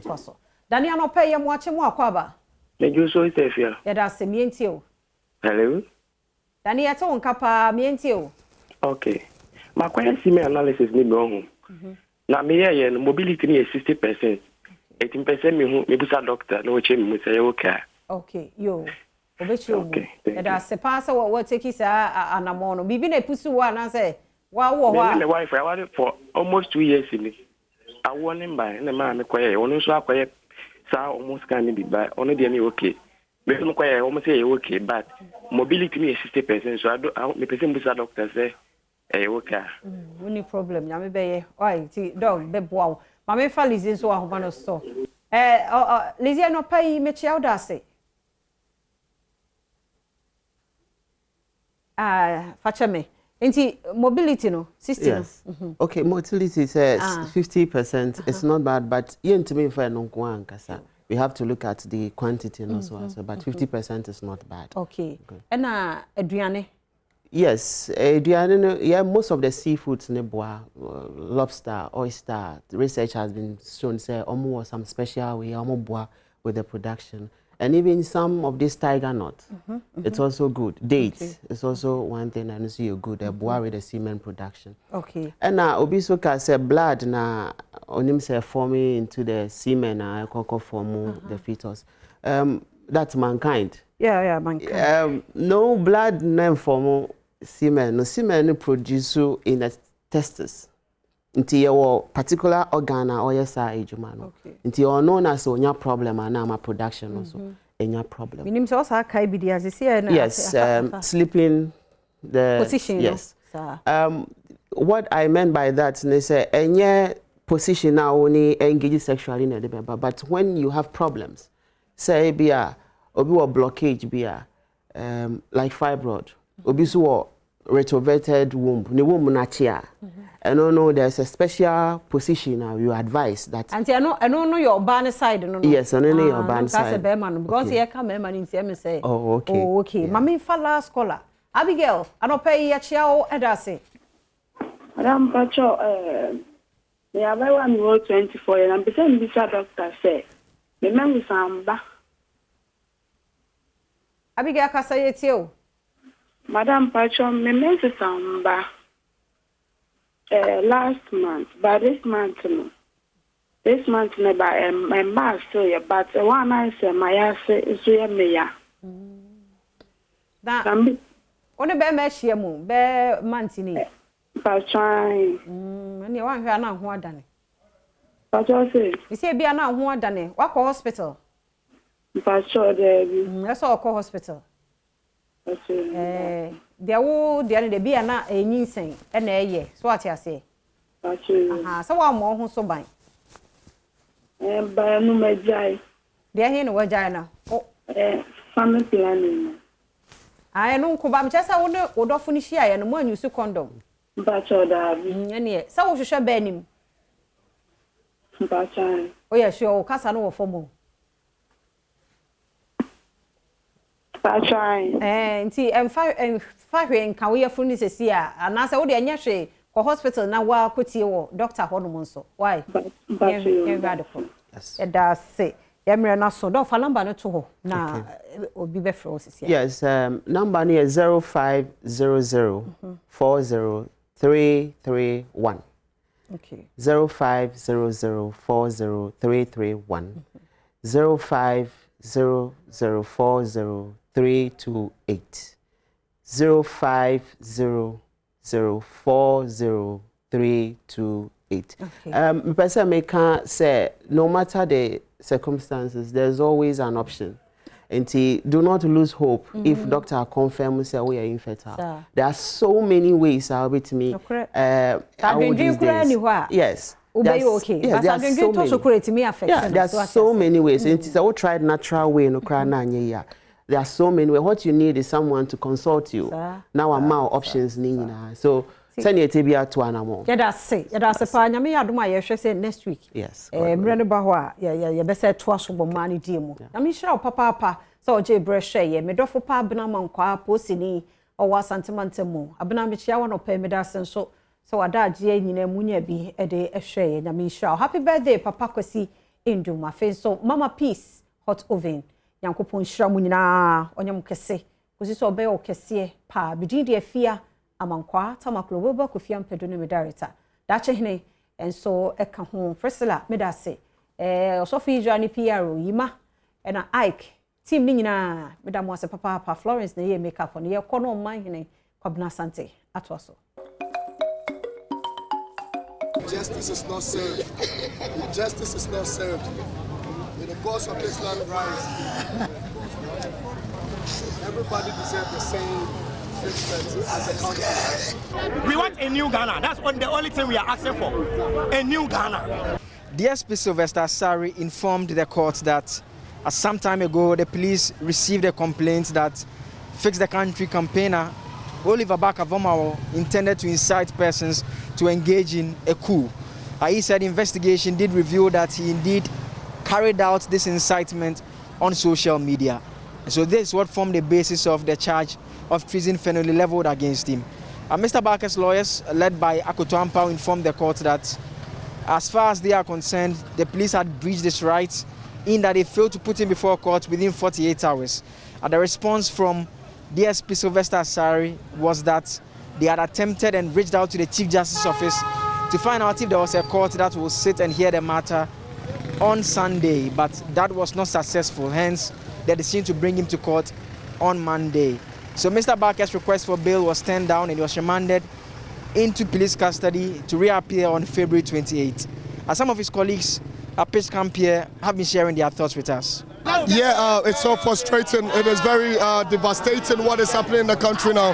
Ghana is a democratic country. We all admit to that fact. But what is happening now, Ghana is turning to be a banana republic. What is happening now is too much, okay? And the youth of Ghana, you can see from the people that Ghana is rising. The youth of this country are saying they are not happy with whatever that is going on. Akufo-Addo is the father of the land. And if indeed Akufo-Addo call us all as fellow Ghanaians, we have risen. And all we are saying is justice must be served. Coup does not mean you are going to vote against the government. They should go to the constitution, what they call the dictionary, and check the meaning of coup. He never said he's going to organize a military coup. Oliver Barker is not a military officer. Oliver has never had any military training anywhere. He just made a comment that he is going to organize an e-coup. What is e-coup, Mr. Bawumia? Which comments, Mr. President, haven't you heard in this country? He said. You said it yourself. What is the meaning of all die be die, Mr. President?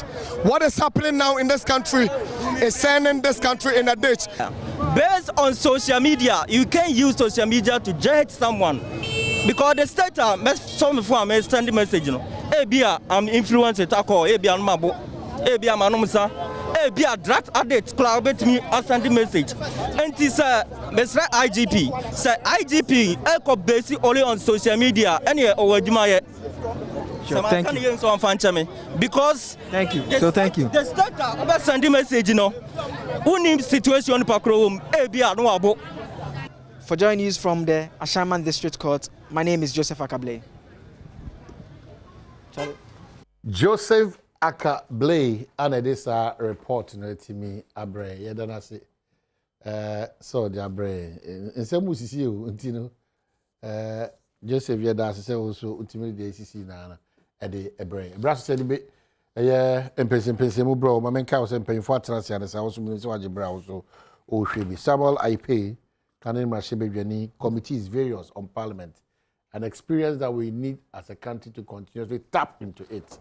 And pay former member of parliament Abeka Insa Ewan say ayenso ano asema meke ona ba kwa ba Fisher pa so ya Fisher pa you ba hu ade bi o hu ma neji akode a oyenti to aso I say wait ni ba fam pa wait ni e ba fam kakra okay say bibi so hu bi na ya to aso na ye be da se pa na wait ni bra kakra bi ka ho na bi sa be ka ho kakra bi fi so na fi wa yo okay okay na wa hu Fred Agbonyo anopay not here. Watch ne lips. Or prepare for a about to. Who said scientific? Go Google na share. Okay. So who said obi in adult age no. Not ne lips ha no. Purple. Pink. Na onyo bi on science bi alcohol dey pour na no a sign of good living. It's a sign of good pink living. Lips, yes. It means what we have okoye lab test is about say they have medicals ni na accurate. He eats well, he sleeps well, he clothes well. So I question. You see, it's sana maintenance say I da no na do na go for ado. Aya, ye bona abaso ni da na se.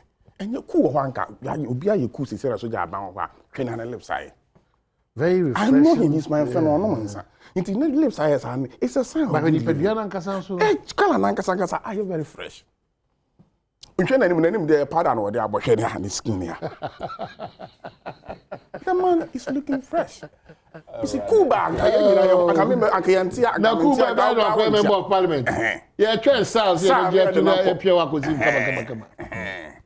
Almost no see Kuma Sali dey me bomb pie say and also MB security should me friend. Say wo mu internal conflict na push na nyina nchan dia. Who say no, but there's no contest when it's about SAR because Obi alcohol. No, minimum no, there's no contest. Papa, your artificial ya oko.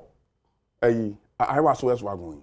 Well, then. Oh, there's no Domelo. Oh, he's what started campaign. That was sir. That constituency. Oh, minimum sir no crack go jama Fred Nanko. Fred Brawa. Exactly my point. Now minimum say okay. Me say me can take it from me.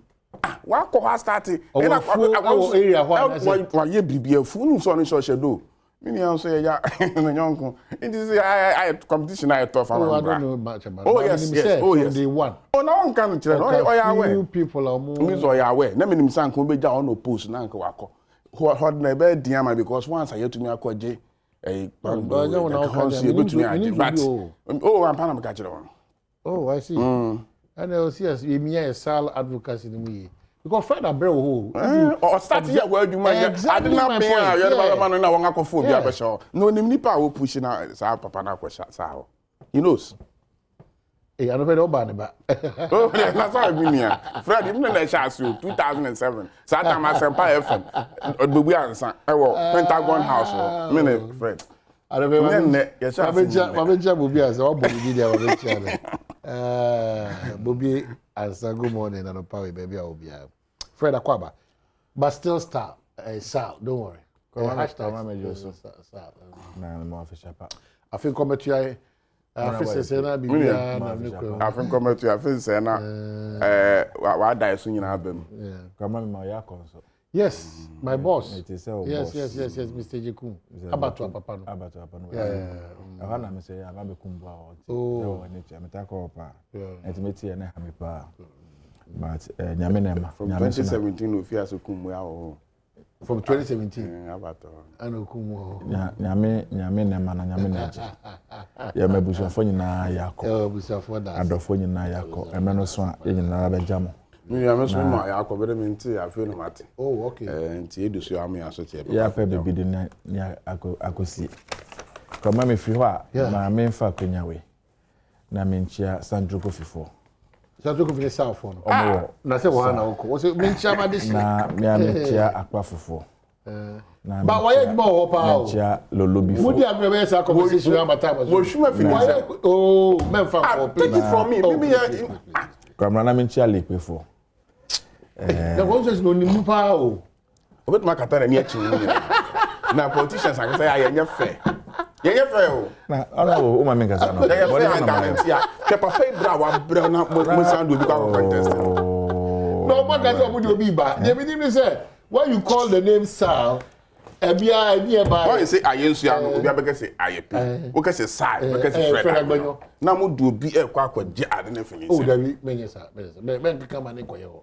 Kamera onim Ewrade hata so na se hene but obi pew obi mpew obi jitumu obi jintumu Fred Agbanyo na be the first MP of SAR and so na any other person aba Martina today we are can and so just mark it on the wall emre so obi hu na Ewrade be enti problem bi ani ho nyame ti ase yese sebi etifu fancheme yese ni friend say obetubu abowa ada se na ebo ne share nsanda ada na se nice so ana mebwa enti how bi ani ho na mencha Ghana fo nyinara amania sebi omukom atetia omukom ahonkyere omukom de bia oti ona hwe afia aka yenim ase na koto aba no na wekum etu bebre sanye bia Ghana betimi atina we hu saa for the next 3 years be mana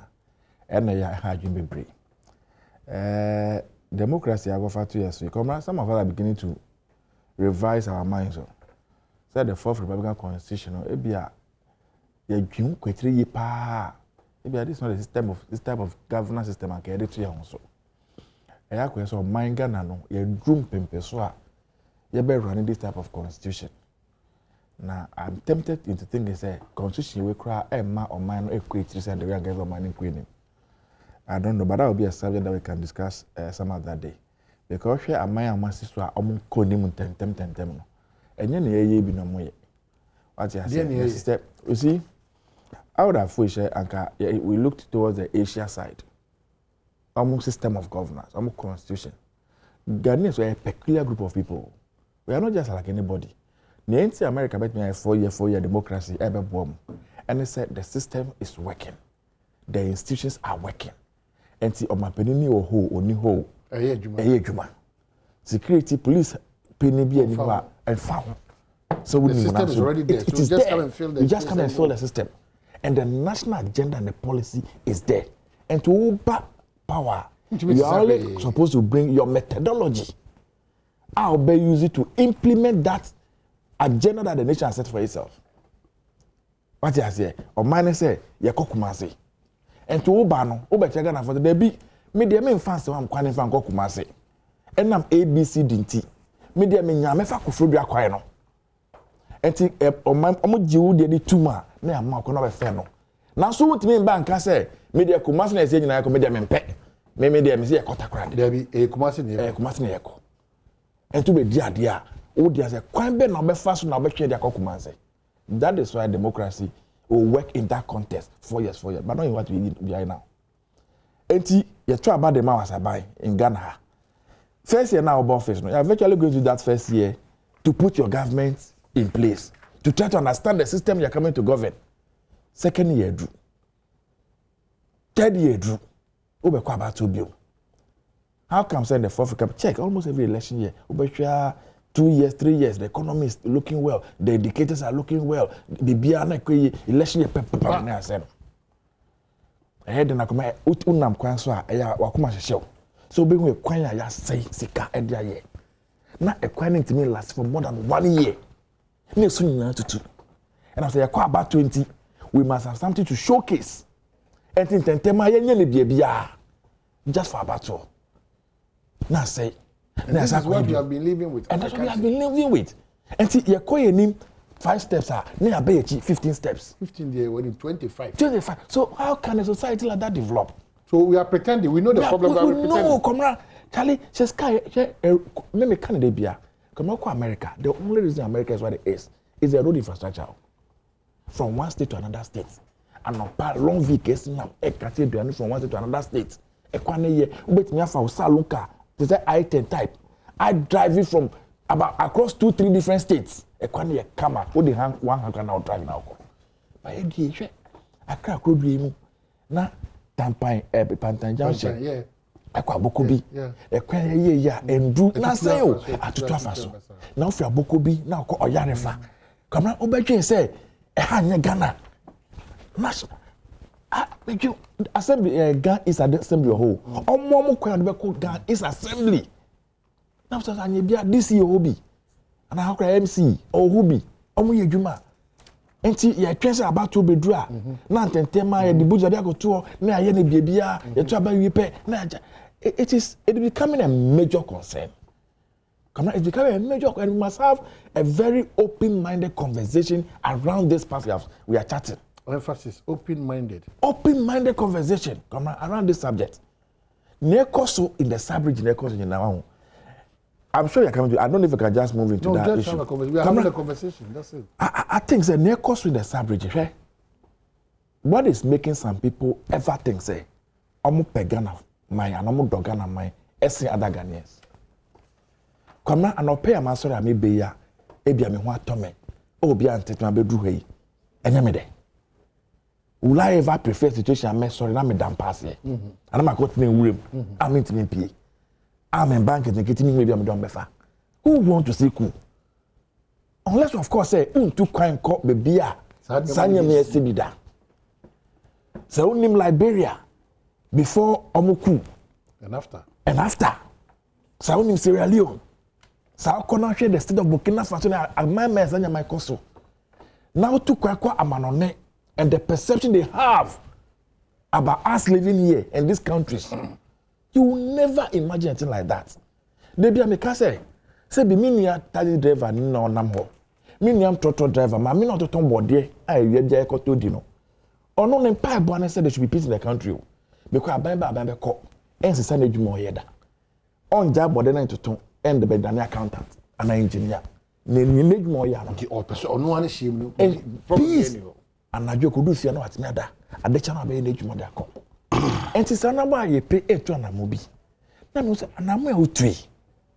Enam se bia me hu bi da obebi nti. Hwani yo. Na afọ ankodu boni mu a. Ene kire se me pese ankodu boni. Kokona me to no. I'm advising, I'm guiding him. Because he kwasi na se bi. Obet now. So he starts and to na so no dey so ade.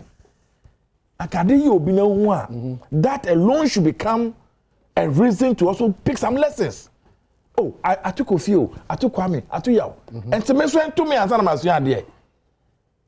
Ebra me ti ho ami hu ne ekoso.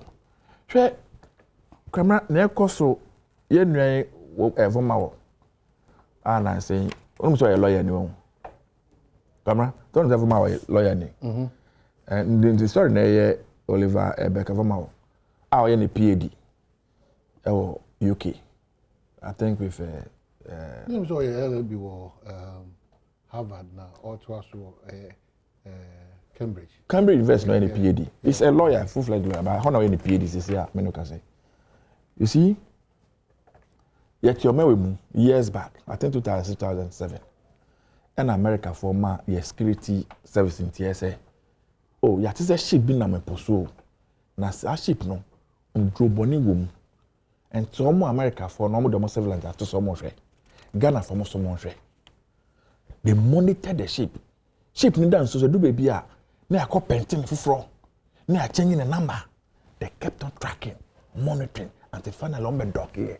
Omu yi goose no. Omu connect what chinkrofo nyina no message juma no.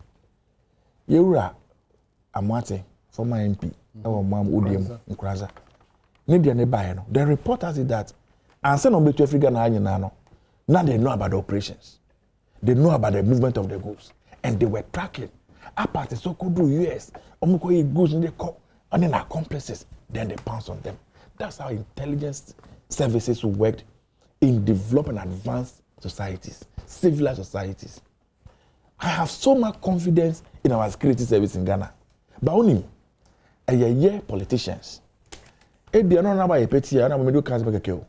Wakonya na young girl bi 24-year-old girl bi ona ko she ne baby wanya fufu bi de wanya ne whiskey e bi okra ne sei koma wa glass na ne totia no na okra ne whiskey ne sa no na ye opini gbogboro minister not a young guy akwa we met kere nyasa se ya na wa sipi kaka me kire ne nyasa na wa fafu no afre IGP e wo hen George akwa no me sure so be detain of 24 hours me sure so be china tu na enam say security personnel so ye ni omo ni kukuduro na edwuma no ye no obi na appoint no osuro na fashion obi enum ti openi na ebi ono anya na whiskey bi no ma ogi na eni a oma na instruction no on green beyond the instruction no ma na ka professional betimi na see fama say there be mirror na o si menye my hwe ni ya nso na betimi da bre oman anytime am fonti ye nya ne sa no onyinta kuduro no ono nso akoye bi enfa na seven ma akọ Facebook wakọ trotro nyama we he did conceal his identities. Ngrofo mo ye boni no ahu. Omo mfo mo ni fanto no mo ye boni o. Ahun so ngrofo ba o dem be ye anajo o de no ba. So she mask. Identity. On person be hu no. Enti onipa obetinya enye onipa ana mabu sa ngrofo no mo ni ahone bia o. Omo we din oti o hwe odin onkasa. Ono na the team eye super. What I'd have thought and what would have happened in any very advanced civilized society. And they said, this gentleman have written these things on Facebook. I condemned any such attempt, any such comments. They are not healthy. But what you do, you track the gentleman. You put surveillance on him and his operations. Now build up those that say, does he really have the capacity? And I say, mere vibrato. See, what would have been wrong? Said the gentleman right in this country. Quietly, a very senior intelligence officer invites him over lunch, over a drink. These are the things I've read about you on social media. These are the implications. So you are talking about the approach. The approach. These are the things I've read. These are the things we have seen. And you're healthy. These are the things that it can lead to. Say. You manage it gently. Come on, the reality is say, on managing a team, no, there are too many pockets of tension. And anybody who has done a little bit of security should be worried. And the least any government agency wants to do is to show power. Because it is proven in history that there is no military might that can stand the will of a determined people. There is no. It is in history, both biblically and in secular world. Say when the people are determined, like the Israelites were determined to leave Egypt, under the great Moses, when he appeared, the Pharaoh was doing whatever it is. They moved and they soldiered on.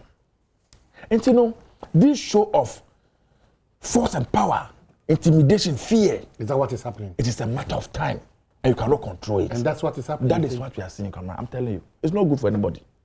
And Kamara, I know you have security people. We have very, very senior people, and I believe you have been interacting with them.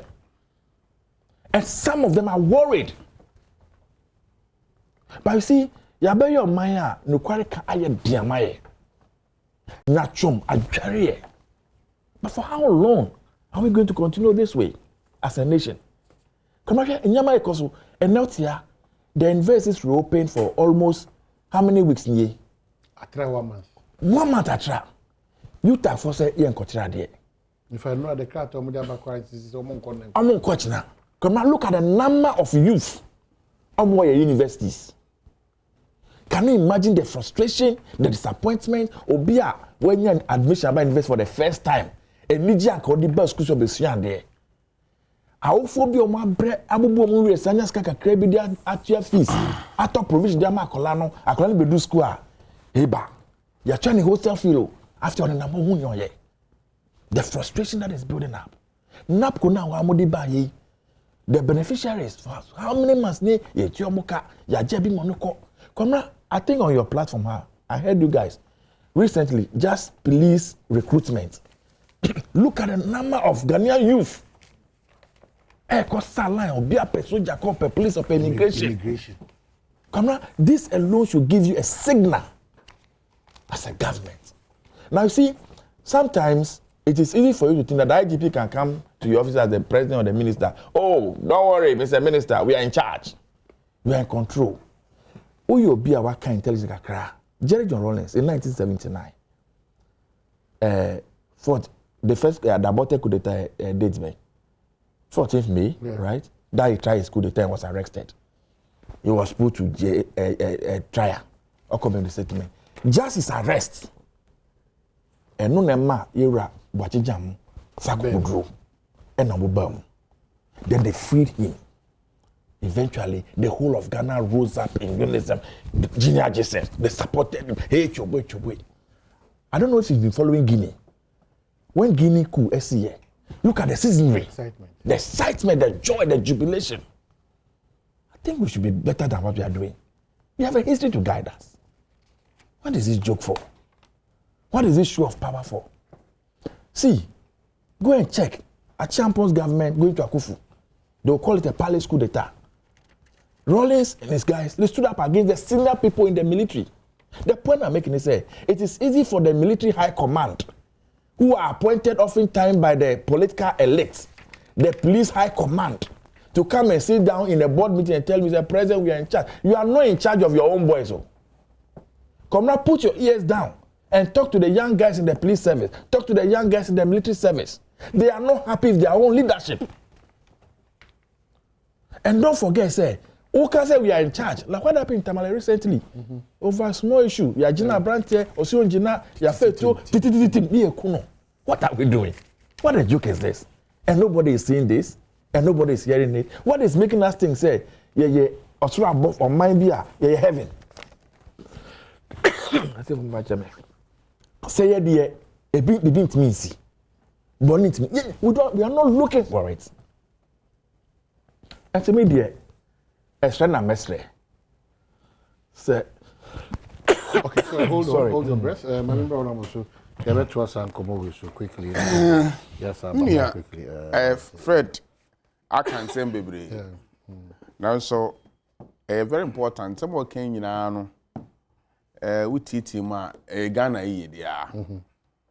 Who minimum countries baby. A typical example is India. Almost 20-year development plan. Inti government bi ababa biano se na osikan no se yesi ekota krade a the way you get to takrade and ado be show manifesto but won't mean kesi okay hold on Alote Jacobs edi ebi about me remind you okay tell Fred in NDC time we saw the same queue for recruitment and for Vamawo because he's an Ewe. The Ewe boys are making noise. Maybe also Oko 5 free. Or remember to us. solving from all angles. Many are penny Alote Jacobs. Fred came from the angle of approach. Many are penny Alote Jacobs. I have so much respect for him. Me voter me free region. Me better na hano. Me make any tribal sentiment. Vomawo me nkan say onam so free voter region. Oni papa ya oye police ni. I think say it was a DSP. Ago. Okay no. Okay na papa. When him start to speak now. Other baby. Yeah. Over cool issue. Over cool issue. Me met na me nkan say enam say omoye votarians. I've not said that. And to introduce this angle is to... We are not solving our problems. We are not solving our problem. Two, the recruitment issue I make kind of numbers. I never said this is the first time. This country is pretending to be solving problems. That is what I said. And we can't continue that way. That is all I'm saying. I'm not blaming Nanado, MPP alone. I am a Ghanaian first and foremost. Before my political affiliation and everything else. And the entire coastal like to a back. And a trouble is a bine say. Tibia meeting moneno. Mimpe. Watch a boss all back. Obey any different. And I made him ready as you amount to me say, Brother Bedi so. And two banner ya the name Yanamico can now refer me say. And now also one of this now, and they're trouble to me say. Okay. Don't know about looking patcho. Yeah, baby, I'll be far back when I bet your manifesto. I perfectly agree, say. See, develop as a country. I'll see you in say plan but see a free senior high school. By the end of 2017, I will say you free senior high school, free. Into your manifesto, Benson I'll be far by the end of 2017, you've been a free senior high school. And now I will say you're quite man. Now, a minute men go back and respond to issues now. Fred Akanina, but there's one thing.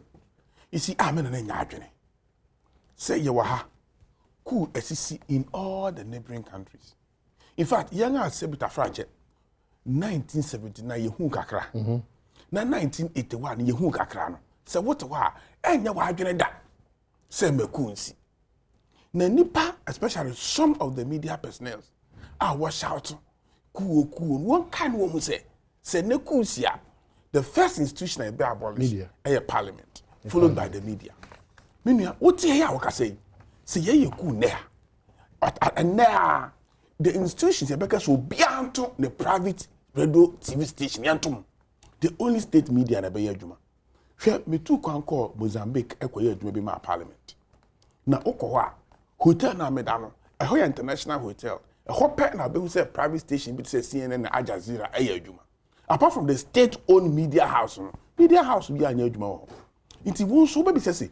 If cameramen I ejina ha etwa me hu kra me hu nipa be se 4 studio hankwan wo ka ho 5 na se what ya na e wadwen se enuma bi nkoye moma yenka ne digest ne hu kwa be fa so ya ye nyina ye be kɔ na ye amayen na ne wo be ka ne se yenkoye ku na utumi kase military ni e coward e ho na me ne Fred enya adwen no you see obi an kɔ kira brand no because of so person ye ku ya kɔ kira because or instigate oh yeah, name bia ebetumi ma obi e capacity no afatu ayeku. That is the issue. But that's not the charge against him. But treason. Treason felony. Yeah, treason felony because you are pushing somebody. Metiye. Na say catch you Fred. Kwana kokuma semesi. Na we system. So that friend would me nko. When I see a charge na me. So, in some wakan, ko be sakoku baako. Bisa kwaku baako no kan jero. No be 79. No you so jeni. No get at you. No nim tuoto 79 pa okaku no okahu oni akasa na muto I'm not a reconciliation commission be kasa no they were the civilians who were part inti san semina yeka let the blood flow yanya say ne nyina na ehengura no 40 years ni ayatwe yan hu fiku me de abrante no kwanga ofa so ne nsem okan no se ne yakwa kwakire na ne kwanga nen unim say ya catch lieutenant colonel biso another lieutenant biso on report because when if you say akoni phone when soldier phone nipa bi a on wondi nkomo and they are inviting them who see entwin ne emra ne kwatena ho land America crowd democracy 200 years in ko na ya hwadwe so person with one constitution nugu na ya kwere over faso both parties Democrats and Republicans, they will come together and crush you. and they crash you. I mean, one say, NDC, me, Fred and someone coming who's also support too, Abranton. But in same be at TV NDC for pay for including former President Mahama. Now say, why you cool? You're the former President Mahama about president. No, former President Mahama. That's not working. Former President We're reading the letter now, Chirokoma. I've read it. It's about the mobilization of media for arrest. What did he say? Inti Nipa a cansama now. Watch your letter to the president supporting them. He never supported them. Don't the do president this. is not supporting them. What is he doing? Are you doing inference or you are going by what he said? No, sir. Yachirubi. Now watch your letter come president. I condemn the arrest now. What does it mean of that? But Fred, that's not Fred that can't just approach your problem. Who share the tense and volatile situation? I approach her. Yeah. Nipan eti abrochiri. And the West state clearly sorry. Say you pass he leave your baby you cool. And he's coming. Do you want him to come and stake the coup before you start to resist him? The man himself put on social media so about Ghana. Now he's been invited by the Dutch embassy. Some year program be and Tom Brown my speech. And the Angapo Soka to so no abeku. What is it? The Ubazanka Oba no abeku. So you track it. You see, the most important. No, the best thing is to first arrest him. Not just say, links are all one. Links are all one. They pose danger to our democracy and our constitution. But Fred, I'm now from this angle that Obi or no, we don't know what came over Najunimu. Now, you are doing now, constitution and fatai. Your Casabia, Timmy Cabana, Casabia, can yeka. Na sebi baby and name dear do no, or no imagine Macase. Even if or why you disagree to a tax system be a EBA system. You think that the only option for you or the only option? Yeah, well, I'm not to parliament too. And I totally disagree. And the VAT to condoms. I'm the VAT ever to cutlass. I'm the VAT ever to Wellington boots. Where was the crowd there to bank? Na Uwakui, na bank na ajo service charge no. I'm the VAT to service charge no so. Kaya yenia, bia blibinti. We an opportunity and co square Juma. Now all the pamper facility, I'm the VAT so. Ni pass your parliament, who be you. Who be threatened so be you. You see, Kuya Ripia, Ubudinga. I was said, Muyan Kasanga General Secretary, about one time catching Yensi. I was said, yet the Muja, a defending constitution. And I'm saying the minority in parliament, it should be a paroma sorry, no more to a national anthem. I didn't know what. What? Because they say they want to resist. They want to resist those who want to destroy our constitution. Into Nipanati Abruchin, why your messages who name Adjunu Tayachi. And you see, at times, Fred, me I try the personality no Katan. Lawyer name, a first degree lawyer, a second degree, who is pursuing a third degree in law. Or your former government staffer. Why you do as a staffer at the office of the president during the Mahama regime? No, se send the power so threaten so be you kua. Yes, no, near invite no table, near the need, near track no, near Obia, why you more presidency? Our presidency one when you say national security war. National security for no more during the time of NDC, and then you're changing them. Most of them has been changed, and they are there in the system, and he has linked with them. A former staffer of the presidency, a second degree law. A lawyer, I pursue a third degree, PhD. Now we're making statement openly on the social media. Now you're friend, now you're interviewing, you're investigating, you're prosecuting, you're some passer, some no can or when you now say, we see your friend, a friend, then we'll be about to constitution, everybody here at the table who did it. Is that possible? You see, I agree. Remember what Mammy we are also baby. I agree, say, yeah, but hey, oh, yeah, and also I will need soon. At the same time, see a trans. Near Yankahain, Yawaha, and one above 50. Echo Kensi, a former transportation minister, Dr. Anani, and some personality in MPP then, and that Kufuor's administration. I was a young gold, a Bank of Ghana, I will reserve. I could be a bank, our Prudential Bank. I create me by Chomin so patch on Mika Umamia, Gabu Cemetery. I could train Scanina Egum. A dog appointment committee. I hear veteran. Or see a political talking to a patcho. How many times are we going to sit down? Near yourself. So that fire the young presidential jet. I'm a one. Say, one share presidential jet is a president to come on. No, but me, Baba Tikasi. president yere ne ma afa sa jet no efi soja fo ne nsem e de akọ London akọ shopping aba na isi wabapa chewunti ni eja ne sa and so ne pehunu bi akeko a head of a think tank, a pressure group. You know the things the president himself Akufo-Addo has said in this country that's not true. Have you adverse your mind to have you adverse your mind to Fred, and what can thing be men can be no and then you have to statement. Yes, that is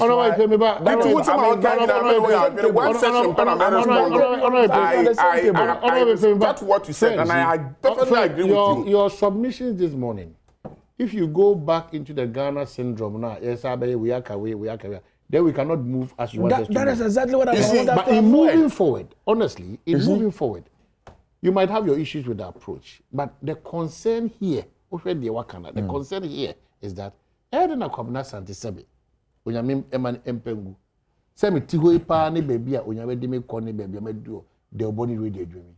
Me bar radio, so I may say. O the Montana on a money, the way, maybe 2 hours by next say. Yes, Kwamra. No, if you are taught to us, we are no, when we look, unfortunately for us, let me say it here, by virtue of baby Onyamidi do, and it will be taking on. People take us on. Unfortunately, I agree, sir. Meaning say. Kasa bi oho a me me rebet me adi nkomo bi o. Dem no problem. Me wo drinking sport me madam for no. Yeah, twitwa bi ne kan be. Kasa bi o radio so. Yeah, it na de bia me so me bompa ya. Ade ba kwa bompa mara ne say ari. Ma no nkopa. Na hwe me ntaka ma so ye ma me. Bejum kasa ye de. Sometimes you can get from 2006. Many bubu answer. Ewo Asempa FM. Ewo Pentagon building. That was my first time I started Semico Radio Show. And I don't talk to the 4 corners of any studio. So when I'm talking, my audience are not those in the 4 corners of the studio. Beyond. Camera. Obian from Enko to that. Obian Kasi Makasa Etianada. Since 2006 to date. Inti me pacho Fred what fata me nyina o me respond to one issue o ti ade bi tene o back na be so the tia what kasa oh the brother what you know them one time in choma ya me be pon me can say enti kasa bia yo be bia ye ka no and the way ye dey ka. So the principle is that you admit that those write-ups not on social media they are unnecessary, they are unacceptable. We can avoid it. We can disagree differently. You see, me person me quit that I said. Na me ko kai nyama mafaka. People in very high places than Minya Thompson name for my mama. I can say ma. And we had seen we. No, correct. That's true. I'm telling you, people have said very serious in this country. That is where I disagree with Fred.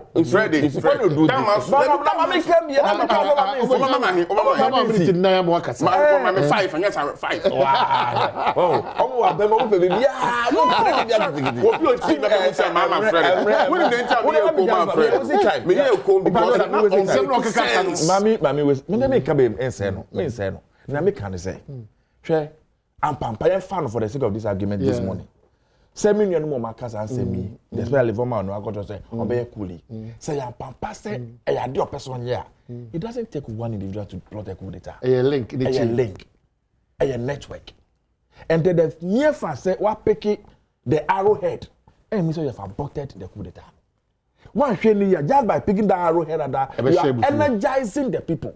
What happened in Tunisia, Arab Spring? It took there was anger, there was unemployment, there were all these issues I'm talking about today. The one young man out of university, decided to pour petrol himself and set himself ablaze. And that is what we saw. That's why historians will tell you there is a remote cause to every issue and it's an immediate cause. There's always a trigger. Anything I can say, you can avoid these things. Ghana, 30 million people. The approach you used. Because the environment we are living in is not very conducive. All right, people are indicating that you calm down. Make your approach. Or Jitum said, a branch and a control social media. Fred is rushing. My person may just military and security agencies in China, but very soon. Once starting inviting the PBA, on his phone or normal communicating. Into me, I'm going to say we pick the arrowhead and that is at the end. But I don't know if friend or can't send you. Oh, see, I was say democracy, baby, democracy, you must pay piano. And institutions, no, the INE, and institutions near Juma. Because Czech Republic, no matter about system, no money government. But not institutions, no, pretty for 6 consecutive months. Because God, no, we need power, no. Want to mean enough seat in parliament to form government. And the second part here, will to me the third force now, or the also in the seat, first person who will form a government. Will make a certain demands to be a government needs to me meeting. It enough for assessment there was no government. But not on the systems, no, see strong institutions, Senator Obama be catching some time ago now. Some institutions and now a big a be also maybe even raise some of the concerns other institutions are even not performing in concern. But the most important thing is they say, and another down Kwekufado, our appointed IGPB OC. So institutions in at least the police institution, the Maya Juma. It's a celebrity. Or the baby exams. Or the celebrity IGP. The IGP is a celebrity. Example. And that. Oh, I'm telling you. I'm not actually revenue. It's not good. That's an NDC for Juma. Or Juma when you no nonsense. Even former President Mahama came saying, oh, IGP waited, or yarding, or Bomahomading, or yard. And then, all trapping country, for you have municipal metropolitan chief with veto. It's in the Abba make a child, and now be a one whiskey. I went on a 24-year-old girl. I want to baby. Now, on far phone, friend, police who say one question will be a one threatening so be you cool. No, IGP,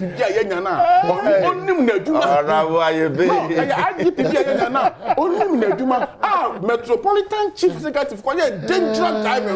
What's the two sales smart change? Sir, IGP, no, okay, Metropolitan, MC na channel. And yet, because of the offense, Nika Ketina, and that's better than as a if someone can after the fight, so that the remote cause is offense.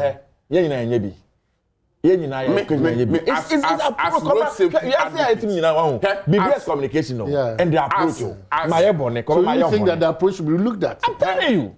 We can avoid this thing. This Rambo style, everything machoism, intimidation, putting your fear. You can't be forever and ever. Obiara. I'm telling you, if you continue on that agenda, eventually you yourself become a victim of it. I can't say you are the mosquito, you are the sledgehammer, a cool mosquito. When an adult, you want me to do this? When an adult stood at Presbyterian church or Super church, can I say, if the government doesn't shepherd the country, very soon the militant on his side will rise up. And at that point, what was it? We cannot keep on doing this. That's why friends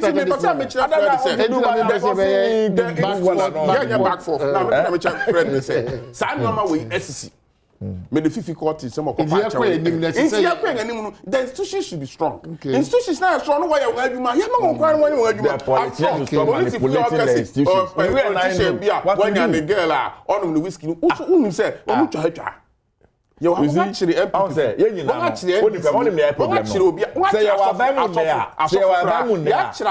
police are doing a perfect job. That's the principle. That's the perfect job. That's the principle. They are doing a perfect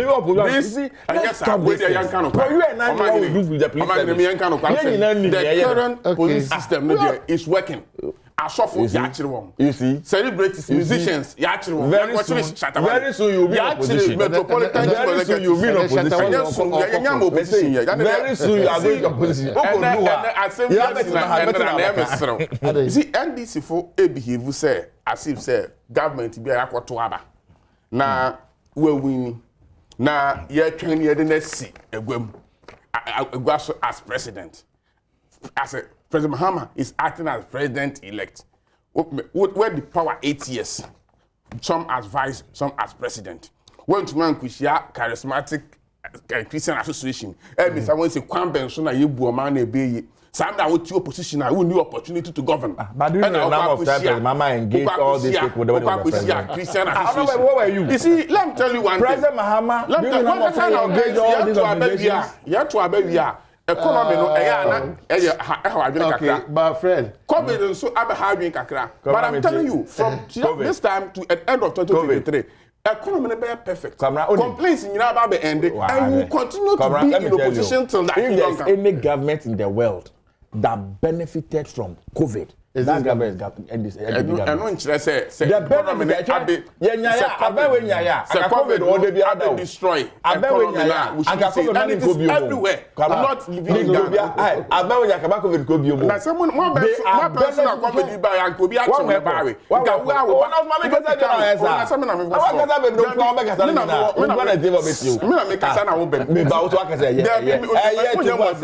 not the moderator. Then another job.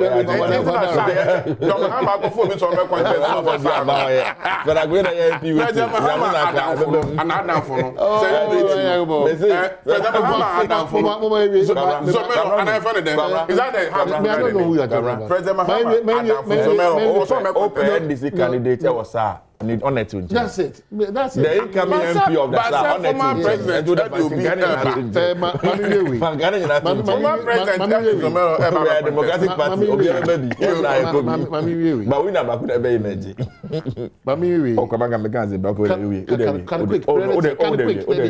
Okay, so Jeff Kunadu Eshebi, Eastern Region Secretary. Now you are aspiring to be the chairman for Eastern Region. Jeff Kunadu, good morning. Oswa Jibra also Shebi. Sounds that this young girl, so surprising. Manso Dibia for Munina Honamoshe na Ruth Osei so say Obaso ye women organizer Manso Edubia.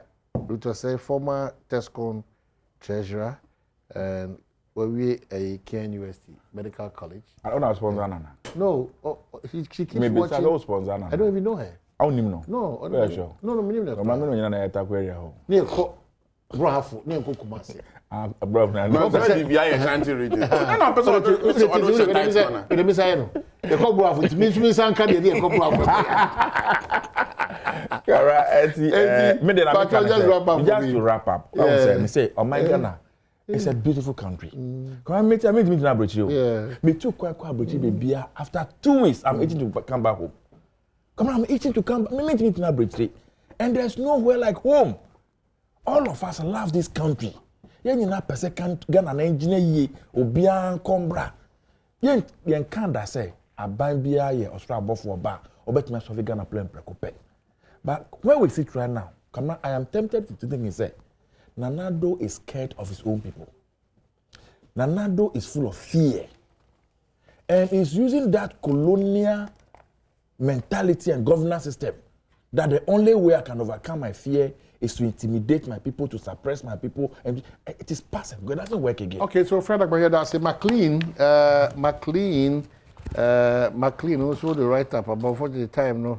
McLean Desmond says she also good. Let me wrap up now. Yeah. Me regional secretary Jeff Kunadu. I'm chair and pay. Oh yeah. Okay, that's your secretary. Yes. Na me you know. Na ma catch the Ghana for see anka. Me yanko adom. Cool no.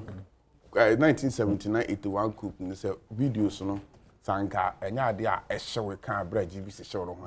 Anka best station say one farmer radio and TV stations. Coup d'etat bi no ba Ghana. One show. What you are other for coup d'etat. You be who say. Good morning. Me could celebrity please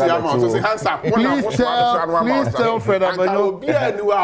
Please tell Fred Agbanyo that we the people of SAL will force him to represent us after EC has done the needful, and we pray that God will guide his footsteps. Tell my brother I'm ready. I am battle ready and never ready for him to represent my people. Francis, good morning. But it is SAL for Fred Agbanyo. My ready ba. The honorable MP Bekeke. Yeah, said Dogobi no. Me inside out. Is you walk around this inside? Hey, that's all your party communicator. Listen, so your party communicator. Now we are very strong. Oh, yeah, we see. I know we are. We are very much. It's nice. Another beautiful day. Yebekasa. Yeko.